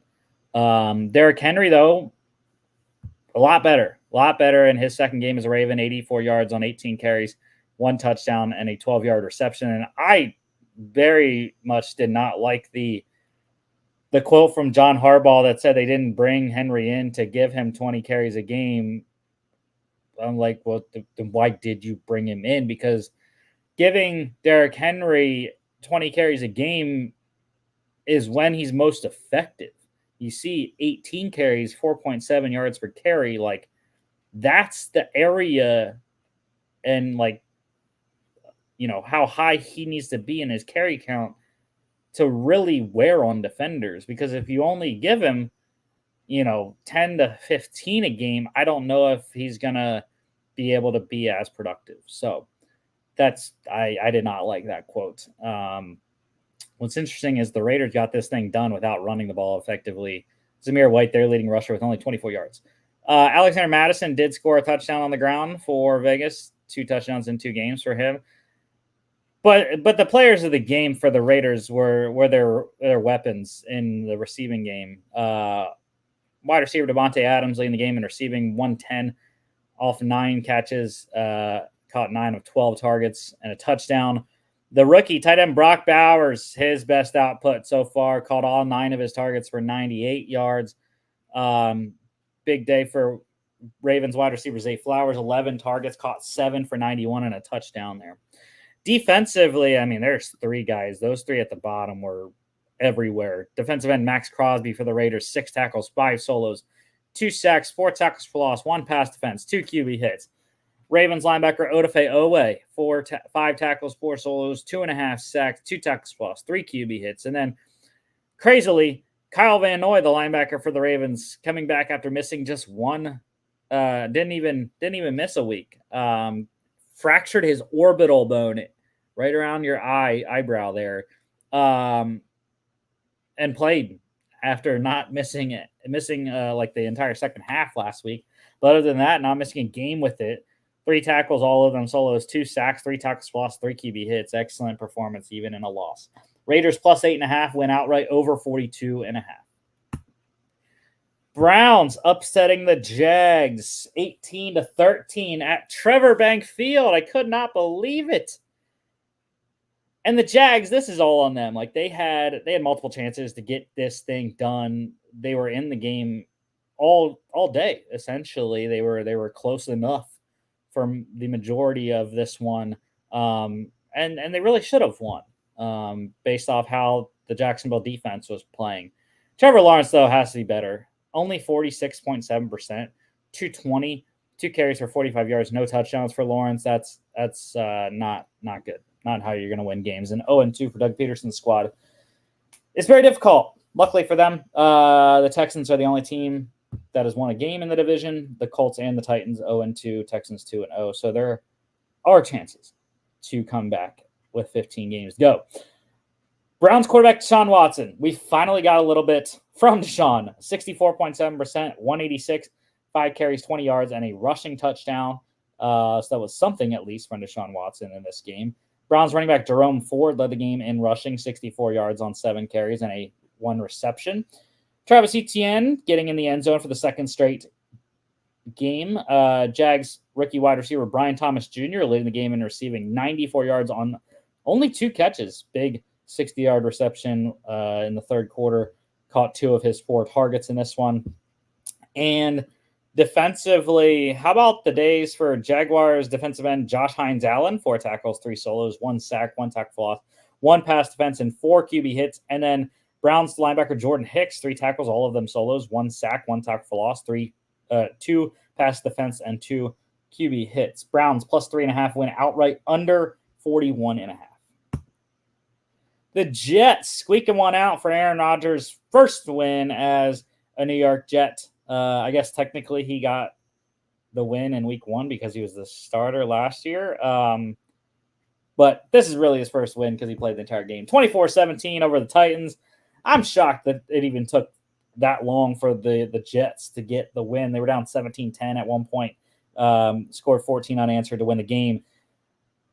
But yeah, I mean, it's a work in progress so far, and A-Rod, not great statistically again, but again, got the win, 60%, 176, 2 touchdowns for A-Rod. Nice day. Will Levis, this is why I don't believe in the Titans. This is why I have the Titans getting the number 1 overall pick this year and selecting a quarterback, because 67.9% is nice. Only 192 yards, 1 touchdown, a pick, 4 carries, 38 yards, and a fumble, though. The turnovers continue to mount for Will Levis. And I wasn't watching this game, but I did hear about how Brian Callahan cussed him out after the inexcusable lateral that he made with the Titans in scoring position. So Titans running back Tony Pollard leading the game in rushing, 62 yards on 17 carries, caught 5 of his 6 targets for 40 yards.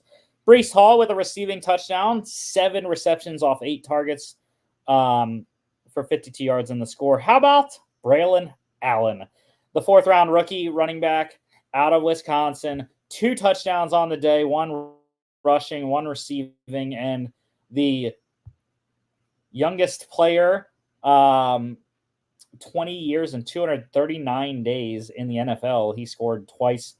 The last player to do that was a guy in 1930 at the same exact age, 20 years, 239 days. Beating the Frankfurt Yellow Jackets, which is ridiculous. The leading receiver in this one, Titans wide receiver Calvin Ridley, 4 catches, 77 yards, a touchdown off 6 targets, and a 10-yard rushing touchdown. Defensively, how about the days for Jets? Defensive end Will McDonald, the 4th. 4 tackles, all of them solos, 3 sacks, 3 tackles for loss, 3 QB hits, and Titans linebacker Harold Landry, the 3rd. 3 tackles, 2 solos, 2 sacks, 2 tackles for loss, 2 pass defense, and 2 QB hits. Jets minus 3.5, covered under 42.5. Vikings surprising everyone. Jimmy's team is 2-0, 23-17 over the 49ers. Brock Purdy, 77.8%, 319, 1 touchdown, a pick, 2 carries, 12 yards, and a fumble. Sam Darnold, efficient, no turnovers. Big story there. 65.4%, 268, 2 touchdowns, a pick. Or no, he did throw an interception, my bad. 5 carries, 32 yards. The big story, though, obviously the Vikings being the 49ers for the second straight year in a row, by the way. Brian Flores just has Kyle Shanahan's number, apparently. But I will say this. I know Jimmy's all hyped about his 2-0 Vikings, but they mentioned this on NFL Game Day morning on NFL Network on Sunday. Sam Darnold has done this before. He has started off very nicely with whichever team he's been. Obviously, didn't really play with the 49ers last year, but with the Jets in his rookie year, he started off with a good record. Played very well down the stretch when he got the start for the Panthers.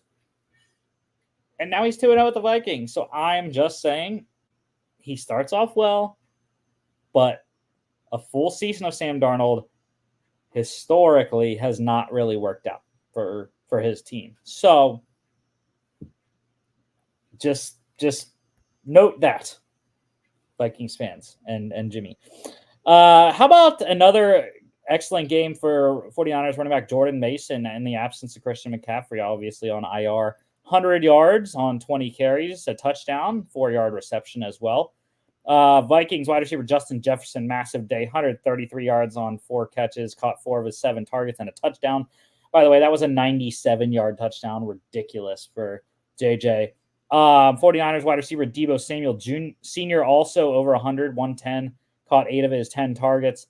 49ers tight end George Kittle caught a touchdown on his 8 targets, and Vikings wide receiver Jalen Naylor catching a score on his 4 targets there. Defensively, I mean, there was a million great defensive performances in this one. Again, I'm going to go with I'm going to go with 3 in this one. 49ers linebacker Fred Warner, 9 tackles, 7 solos, a sack, tackle for loss, 2 pass defense, 1 QB hit, and a pick. Nick Bosa, defensive end for the 49ers, 5 tackles, 4 solos, 2 sacks, 2 tackles for loss, 2 QB hits. Essentially the same stats for Vikings linebacker Pat Jones, the second, 5 tackles, 2 solos, 2 sacks, 2 tackles for loss, 2 QB hits. Linebacker Blake Cashman also had an excellent day for the Vikings on defense. Vikes plus 3.5 win outright, under 46.5. Seahawks are 2-0, 23-20 overtime victory over the Patriots in Foxborough. Geno Smith was absolutely fantastic. 75%, 327, 1 touchdown. Jacoby Brissett, he has been good. No turnovers. That's the biggest thing for Jacoby. And that's why he's starting over Drake May currently, even though they dropped their first one in the Gerard Mayo era this week. 55.6%, 149, a touchdown. The Seahawks defense was excellent down the stretch. Patriots had a chance to go win the game and in overtime, and were not able to do it. 3 and out, I believe, on that first drive in OT for New England. Antonio Gibson, the former Commander, he led the game in rushing 96 yards on 11 carries and a 7-yard catch. Ramondre Stevenson scoring for the second straight week for New England. Also caught 2 of his 5 targets for 9 yards. Zach Charbonnet got in the end zone, even on a lackluster day, rushing the ball for the Seahawks in Kenneth Walker's place. And how about the receivers in this one? Monster days for Seahawks wide receivers DK Metcalf, Jackson Smith, and Jigba. Metcalf caught 10 of 14 for 129 and a touchdown. JSN caught 12 of 16 for 117. Big day also for the Patriots tight end Hunter Henry. Caught 8 of his 12 targets for 109 yards. And the rookie second-round wide receiver Jalen Polk caught his first NFL touchdown on 1 of his 3 targets. Defensively, I got to go with Seahawks defensive end Leonard Williams. 4 tackles, 1 solo, 1.5 sacks, 1 tackle for loss, 4 hits on Brissett. Patriots plus 3.5. They cover by the hook, though, over 39.5. Saints, this was probably the shocker of the weekend. 44-19 demolition of the Cowboys at AT&T Stadium, no less. Cowboys had come into this game winning 16 straight at home in the regular season, and the Saints said, I got you, fam. Dak Prescott, it's just not good enough offensively, and I think that was one thing in the Browns game. Like, the stats really weren't great. It was the Cowboys defense that held everything together in the Cleveland game last week, and they didn't have that defense to hold up the offense this week, and we saw the ramifications of that. The Cowboys offense just could not hold it. And once again, what I thought was the biggest indicator and issue with Dallas this year is they can't run the ball. They can't run the ball. While Rico Dowdle did run 4.3 yards per carry, he only had 7 carries and only ran for 30 yards. So, again, I think a lack of running game is going to be the biggest issue for Dallas offensively. And the Saints did a great job defensively by limiting CeeDee Lamb, even though he did have 90 yards. But he only caught it 4 times off 7 targets. He did score on it, and most of that came on, I think it was a 65-yard touchdown reception. So really, though, not a big day for CD other than the touchdown catch. But yeah, Dak 69.2%, 293, 1 touchdown, 2 picks, 2 carries for 12 yards, and that's the interceptions, man. You can't have those in the league if you're gonna win. And Derek Carr, he's just been, this Clint Kubiak offense has been outstanding. 47 last week, 44 this week, and only 29 points allowed on defense is excellent for Dennis Allen's squad. 68.8% for Carr, 243, 2 touchdowns, a pick, and a rushing touchdown. Alvin Kamara had probably his best game in like 3 years. The Christmas Day game where he scored 6 touchdowns a couple years ago. I really haven't seen Kamara be this great since that, essentially. 115 yards on 20 carries on the ground, scored 3 rushing touchdowns. And oh, by the way, he caught 2 catches for 65 yards and a receiving score, which wasn't just a crazy catch and run on a delayed screen. Saints wide receiver Rashid Shaheed led the game in receiving, 96 yards, caught all 4 of his targets and a touchdown. Another long touchdown reception for him. And defensively, I'm going to go with Saints defensive end Carl Granderson, 5 tackles, a solo, 1.5 sacks, 1 tackle for loss, 2 QB hits. Saints plus 6.5 win outright, over 47.5 easily. Commanders, we don't need touchdowns to win the game. 21-18 over the Giants. Love to see that.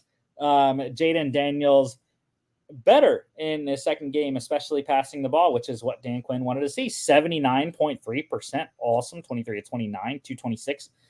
10 carries for 44 yards. No touchdowns for Jaden Daniels. Still looking for his first touchdown pass. But they got it done regardless. Daniel Jones, 57.1%, 178, 2 touchdowns, 5 carries for 32 yards. A little bit better for the Giants offensively in this game. Massive game for Commanders running back Brian Robinson Jr., 17 carries, 133 yards, and a 3-yard reception. Devin Singletary scoring another touchdown in this one, although he did have a fumble as well. First pop-off game for Giants rookie wide receiver Malik Neighbors, caught 10 of his 18 targets, 127 yards and touchdown, but he dropped the most important reception of the day, a fourth down conversion they were attempting because Graham Gano got injured earlier in the game. So really hampered this Giants offense, not being able to kick the ball, as Jamie Gillen attempted 1, but he missed an extra point. They went for 2-point conversions on the subsequent 2 touchdowns and were not successful. Hence the Commanders being able to keep in this game there. And they were in position at the 22-yard line to kick a field goal they had Gano, but obviously not able to do that. And Neighbors dropping the ball, allowing Washington to go down and win the game.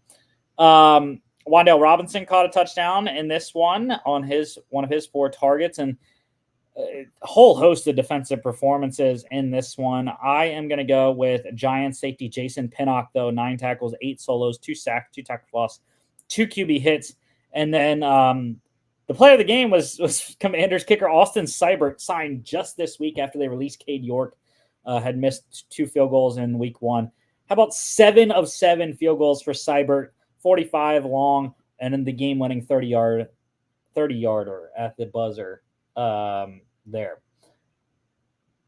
Commanders minus 1.5, covered under 42.5. The Bucs, massive win in Detroit, 2016 over the Lions. Jared Goff, 61.8%, 307, but 2 interceptions, costly on this game.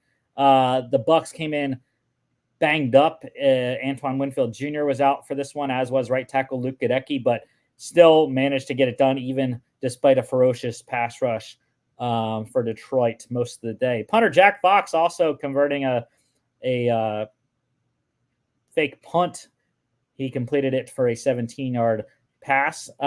Baker Mayfield, not a lot of passes in this one, just 19 attempts, 63.2%, 185 touchdown and a pick, 5 carries, 34 yards, and a rushing touchdown. Big. That was the, I believe, game winner there. Lions running back Jahmyr Gibbs led the game in rushing, 84 yards on 13 carries, 7 receptions, caught all 7 of his targets for 22 yards. His teammate David Montgomery scoring for the second straight game on the ground. Lions wide receiver Amon-Ra St. Brown, massive game, 119 yards, caught 11 of his 19 targets. Another big workload on the weekend there. Chris Godwin was just as good for the Bucs, caught 7 of his 8 targets for 117 yards and a touchdown. Also double-digit targets for wide receiver Jameson Williams on the Detroit side, caught 5 of 11 for 79 yards. A lot of great defensive performances in this game, but it's Aiden Hutchinson. It has to be. Lions defensive at Aiden Hutchinson, 3 sacks in the first quarter, 5 tackles, 4 solos, 4.5 sacks, 4 tackles for loss, 5 QB hits. Honorable mention goes to Bucs corner Zion McCollum, 6 tackles, all of them solos, 4 passes defense, and a pick. Bucs plus 7.5 wins outright, under 51.5. Jimmy lone wolfing the Bucs there. I forgot to mention Logan lone wolfing the Browns against the Jags there. He didn't lone wolf his Packers, though. We all picked the Colts, and we all lost. Packers 16-10 in Lambeau. First start for Malik Willis, and he did just enough to get the win over Indy.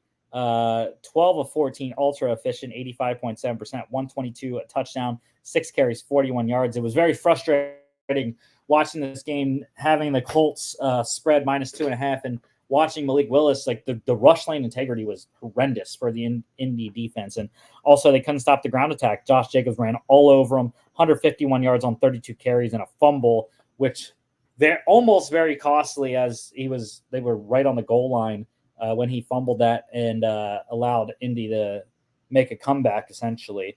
Anthony Richardson, though, has to play better. Only 50%, 204 touchdown, 3 interceptions. It was bad. Like, you cannot have those and expect to win the game. 4 carries for 37 yards. I thought he also had to run a lot more. Only 4 times was not enough for me. And what they did get, though, out of this one, Jonathan Taylor finally breaking through after a tough week 1 against the Texans defense. 103 yards on 12 carries, caught 2 for 32 as well. But yeah, it's a tough scene for Indy and Coach Shane Steichen. I thought this was a great opportunity for Indy to get its first win of the season, but the Packers had a great game plan, and the Colts defensively have been a sieve in terms of rushing attack, allowing back-to-back 150-yard rushers.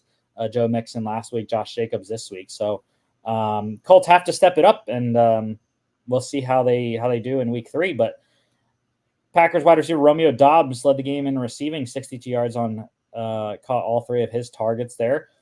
And his teammate wide receiver Dontavian Wicks catching a score on one of his 4 targets from Malik Willis. Alec Pierce, big touchdown catch, back-to-back weeks with a touchdown, caught 1 on one of his 7 targets there. And defensively, there weren't a ton of stats, but Packers defensive tackle Devontae Wyatt is my defensive player of the game. 2 tackles, both of them solos, 1 sack, 2 tackles for loss, 2 QB hits. The Packers plus 2.5 win outright, under 41.5. Easily. Cardinals wrecking the Rams 41-10.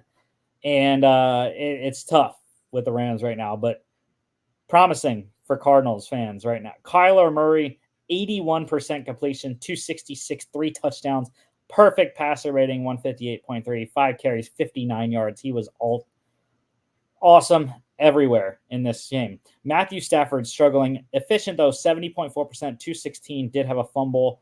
James Conner continues to be a workhorse for Arizona, 122 on 21 carries, a touchdown, caught a 2-yard reception as well. Kyron Williams getting in for the Rams, only score of the game on the ground. Lackluster rushing performance for them. And this was a coming out party for number 4 overall pick wide receiver Marvin Harrison Jr. 4 catches, 130 yards, 2 touchdowns on 8 targets in this one. Excellent day there. And how about tight end Trey McBride getting a touchdown, a fumble recovery for a touchdown off of James Conner fumbling near the goal line, and McBride recovering it in the end zone there. Tight end Elijah Higgins also catching an 18-yard touchdown on his only target from Murray. Defensively, got to go with Arizona linebacker Dennis Gardeck, 6 tackles, all of them solos, 3 sacks, 4 tackles for loss, 3 QB hits. I love Dennis Gardeck. He's been one of my most favorite underrated players in the last 3 seasons. He is awesome. And I think he still has the hair, so the flow just rolling around the corner there. Cardinals -1.5 covered easily over 47.5, just barely. And John, the lone wolf in the Cards in that one. He's been high on them from the get-go. Steelers 2-0, 13-6 over the Broncos. Again, Steelers sticking to their game plan, running the ball, playing great defense, and getting the win in ugly games. That's how the Steelers want to play this year. So quarterback Bo Nix, 57.1%, 246, 2 picks, 1 costly in the end zone. Threw it right to Corey Trice Jr., the second-year man out of Purdue for Pittsburgh. 4 carries, 25 yards for Nix as well. Justin Fields, again, I was impressed. 65%, 117 touchdown, 8 carries, 27 yards. He should have had a lot more completions and a lot more yards because penalties just killed this Steelers offense. Broderick Jones' 3-on-1 drive was just ridiculous, bro. So if not for the penalties, I think the Steelers win this one handily because Justin Fields put a dime, absolute dart to George Pickens, who had a great catch on it and got taken back for a holding call or whatever it was on Broderick Jones. So hate to say it about my former Georgia Bulldog there, but it was one of the worst games I've seen from a lineman, man. It is costly penalties every time. Najee Harris led the game in rushing, 69 yards on 17 carries and a 5-yard catch. Broncos wide receiver Josh Reynolds leading the game in receiving, 93 yards on 4 of his 5 targets. Steelers tight end Darnell Washington catching a touchdown, a 5-yard score on his lone target of the game. And defensively, it's I'm going to go on the Broncos. Or actually, no. 2 guys here. Broncos defensive end Zach Allen, 4 tackles, 2 solos, 1 sack, 1 tackle for loss, 4 QB hits. Of course, TJ Watt, though, the man himself, 3 tackles, 2 of them solos, 1 sack, 2 tackle for loss, 1 pass defense, and 2 QB hits. Steelers -2.5 cover under 36.5. The Chiefs getting a massive win in Kansas City, 26-25 over the Bengals. Joe Burrow, 63.9%, 258, 2 touchdowns, and a fumble. The Bengals had this one. They looked like they were going to get out with it, and another costly penalty, this time by rookie Dejon Anthony, pass interference, giving the Chiefs a first down. They got into Butker field goal range, and he nailed it from 51, I believe, out, and got the Chiefs off with a win. So 2 one-score games for Kansas City. They got hit by injuries now, which we'll talk about, but I think it's encouraging for the Chiefs. Not encouraging for Steve Spagnuolo's defense, though. They've allowed 20-plus points in the first 2 games. Not what you want to see from Spags. Number 1 defense, I believe, last year. Patrick Mahomes, 72%, 151, 2 touchdowns, 2 picks, though, unusual for him. 4 carries for 29 yards. I believe this was the second least passing yards he's had in his career for Mahomes there. Isaiah Pacheco led the game in on the ground, 90 yards on 19 carries, caught all 5 of his targets for 21 yards. Bengals tight end Mike Gesicki, big day for him, leading the game in receiving, 91 yards, caught 7 of his 9 targets.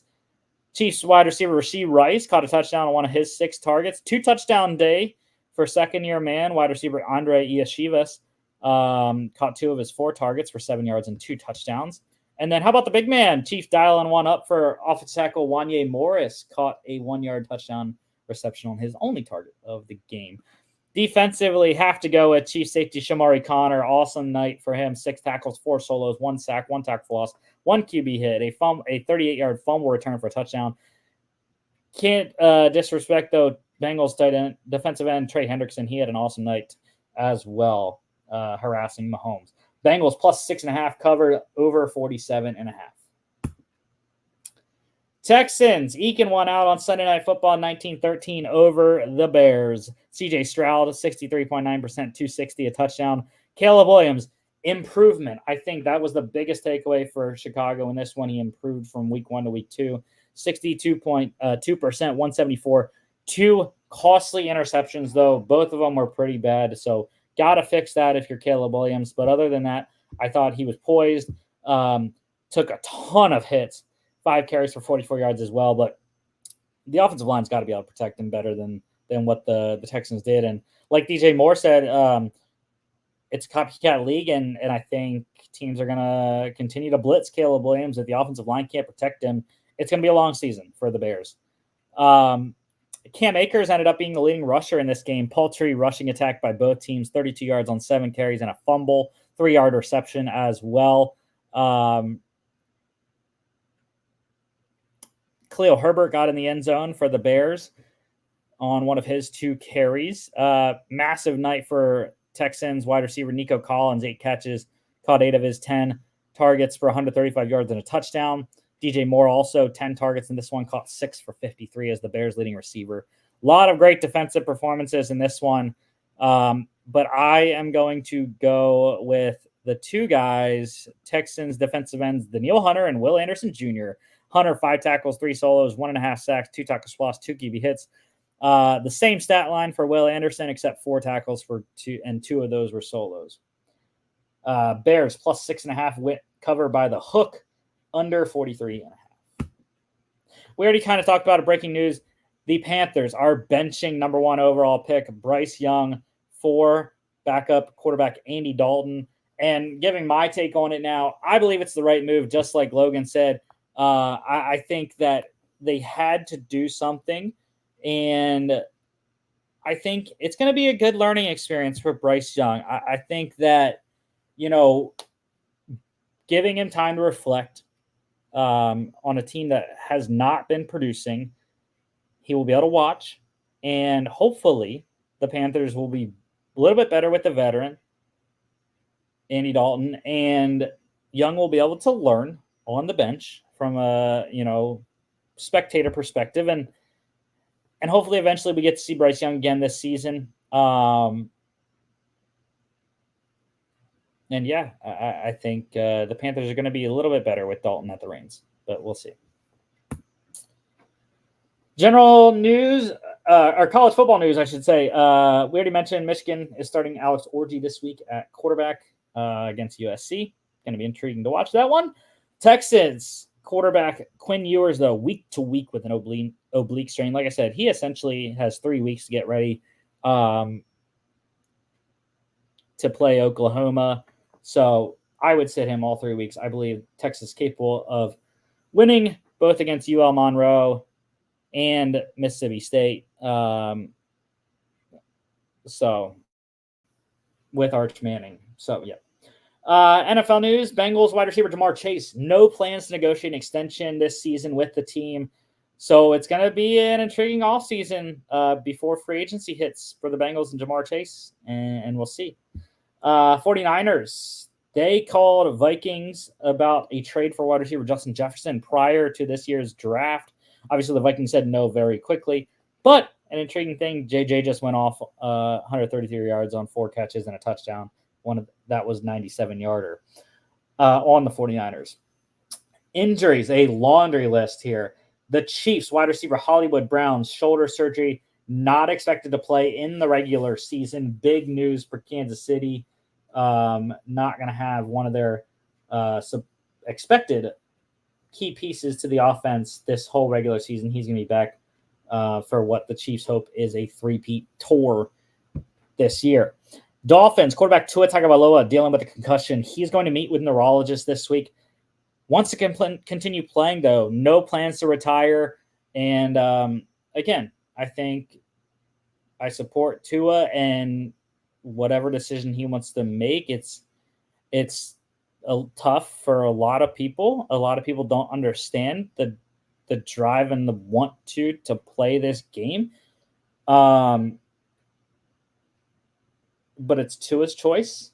He's going to make it. And all that everyone else can do is live with it. Like, I wholeheartedly agree with whatever Tua wants to do. It's his life, it's his choice, and what he wants to do is his own. So Rams wide receiver Puka Nacua placed on IR with a PCL sprain.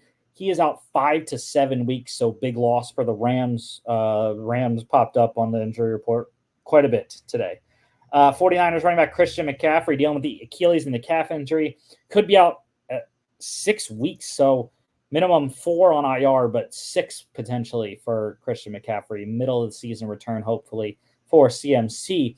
Packers quarterback Jordan Love dealing with the MCL sprain. He is targeting a week 5 return, but sources say that he also could potentially beat that coming back this week or next week.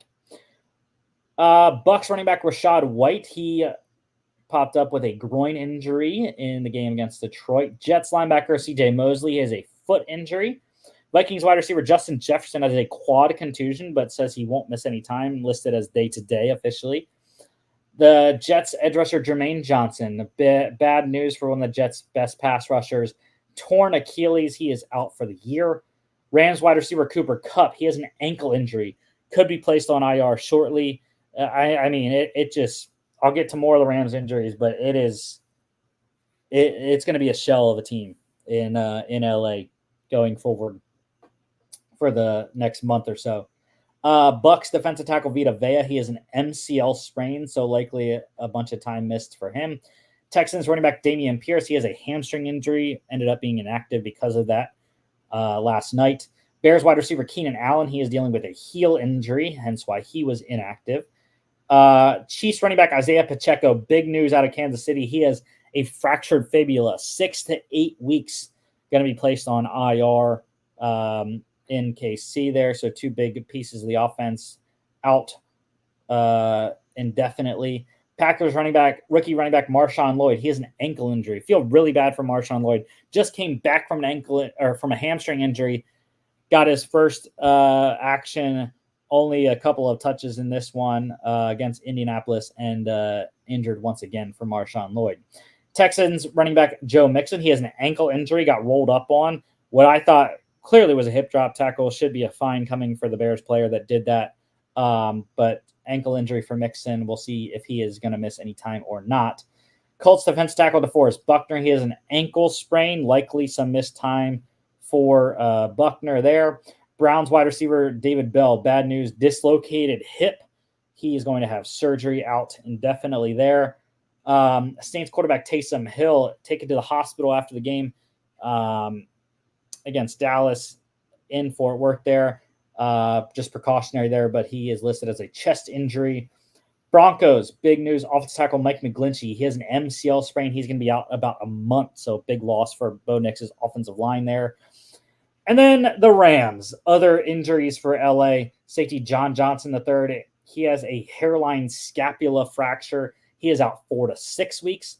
And then I think even bigger news, guard Jonah Jackson, he has a shoulder injury, most likely going to land on IR. So Steve Avila, Jonah Jackson on the O-line, Puka Nacua, Cooper Kupp at the wide receiver position. I mean, Matthew Stafford has been, wincing a little bit in the first 2 games, getting hit a lot.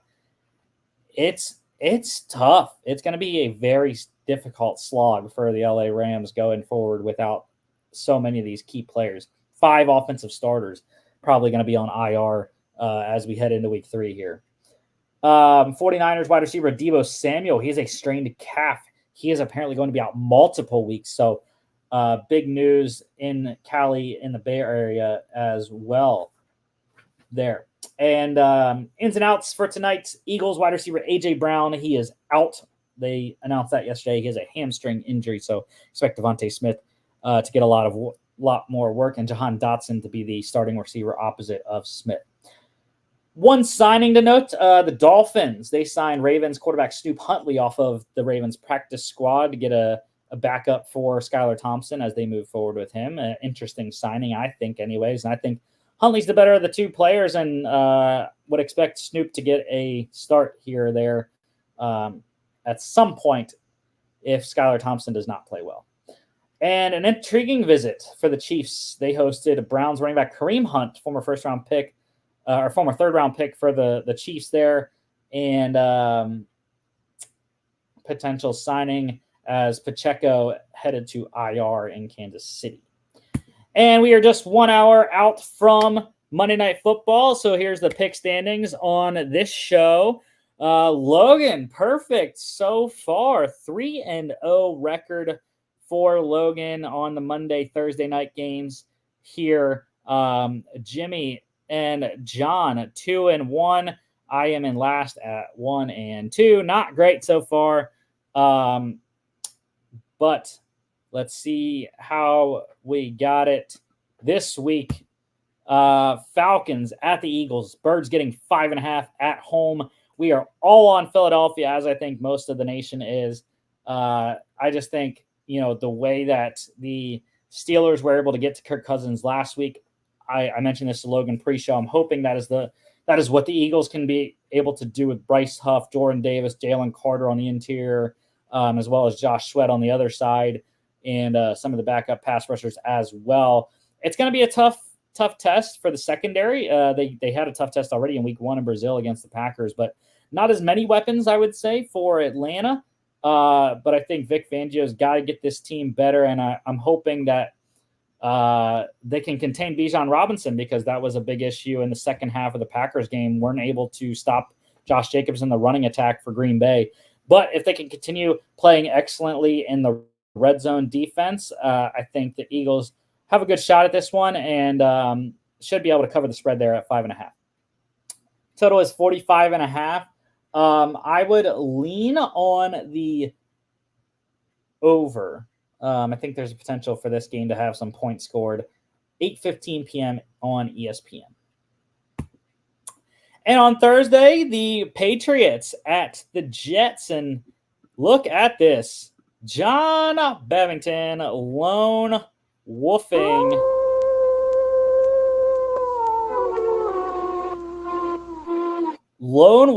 the 6.5-point underdog New England Patriots at MetLife Stadium. And I would have gone with New England as well had they been 2-0 going in. However, I just think going on the road, their first 2 games were at home. I think short week on the road at the Jets. I think the Jets just have, they're going to have that home field advantage. I like the Patriots to cover. I love plus 6.5. I think that's way too much for a New England team that's played awesome defensively so far this year. But the Jets, I think, are slowly starting to get more involved offensively. Mike Williams, more and more snaps every week. So I think they're going to be able to have a nice day offensively and defensively. I think they're going to be able to stop the run, unlike Seattle was able to do with Gibson and Stevenson. And Jets are going to win it close by probably a field goal, just like the Patriots lost to the Seahawks in overtime this week.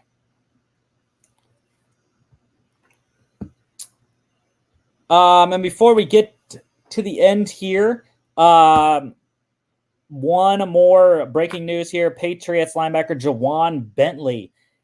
He is out for the season. Torn pec. 100 tackles in each of the last 3 seasons. Big star for the New England defense. They are going to be without him. So even more of a reason to pick the Jets this week on Thursday. Next week, we'll be back talking NFL Week 4. We'll get your Monday Night Football, Thursday night previews, as well as recap all the college and NFL games from the weekend. And next week, we have a doubleheader Monday Night Football. The Jags heading to Buffalo and the Commanders heading to Cincinnati. 2 interesting games, I think, to say the least. Cincinnati 0-2, Jacksonville 0-2. The Bills 2-0, Washington 1-1. So we shall see how those games play out. Decent spreads, I think, on both of those games so far. I believe both are around the 6.5 range for Buffalo and Cincinnati. But then we have the Thursday night game next week as well. NFC East matchup, Cowboys at the Giants. Don't think that's going to be a game. I forgot to say the Patriots-Jets game's 37.5 is the total. I like the under. 8:15 p.m. on Prime Video on Thursday night. Don't forget to follow us on all our social media at FAA Podcast on Instagram and X, FAA_bets as well on X. FAApodcast.com is our website. You can check us out here on YouTube, Facebook, X, and Instagram, as well as Spotify, Apple Podcasts, iHeartRadio, etc. Thank you all for watching, and we will see y'all back for Football Friday.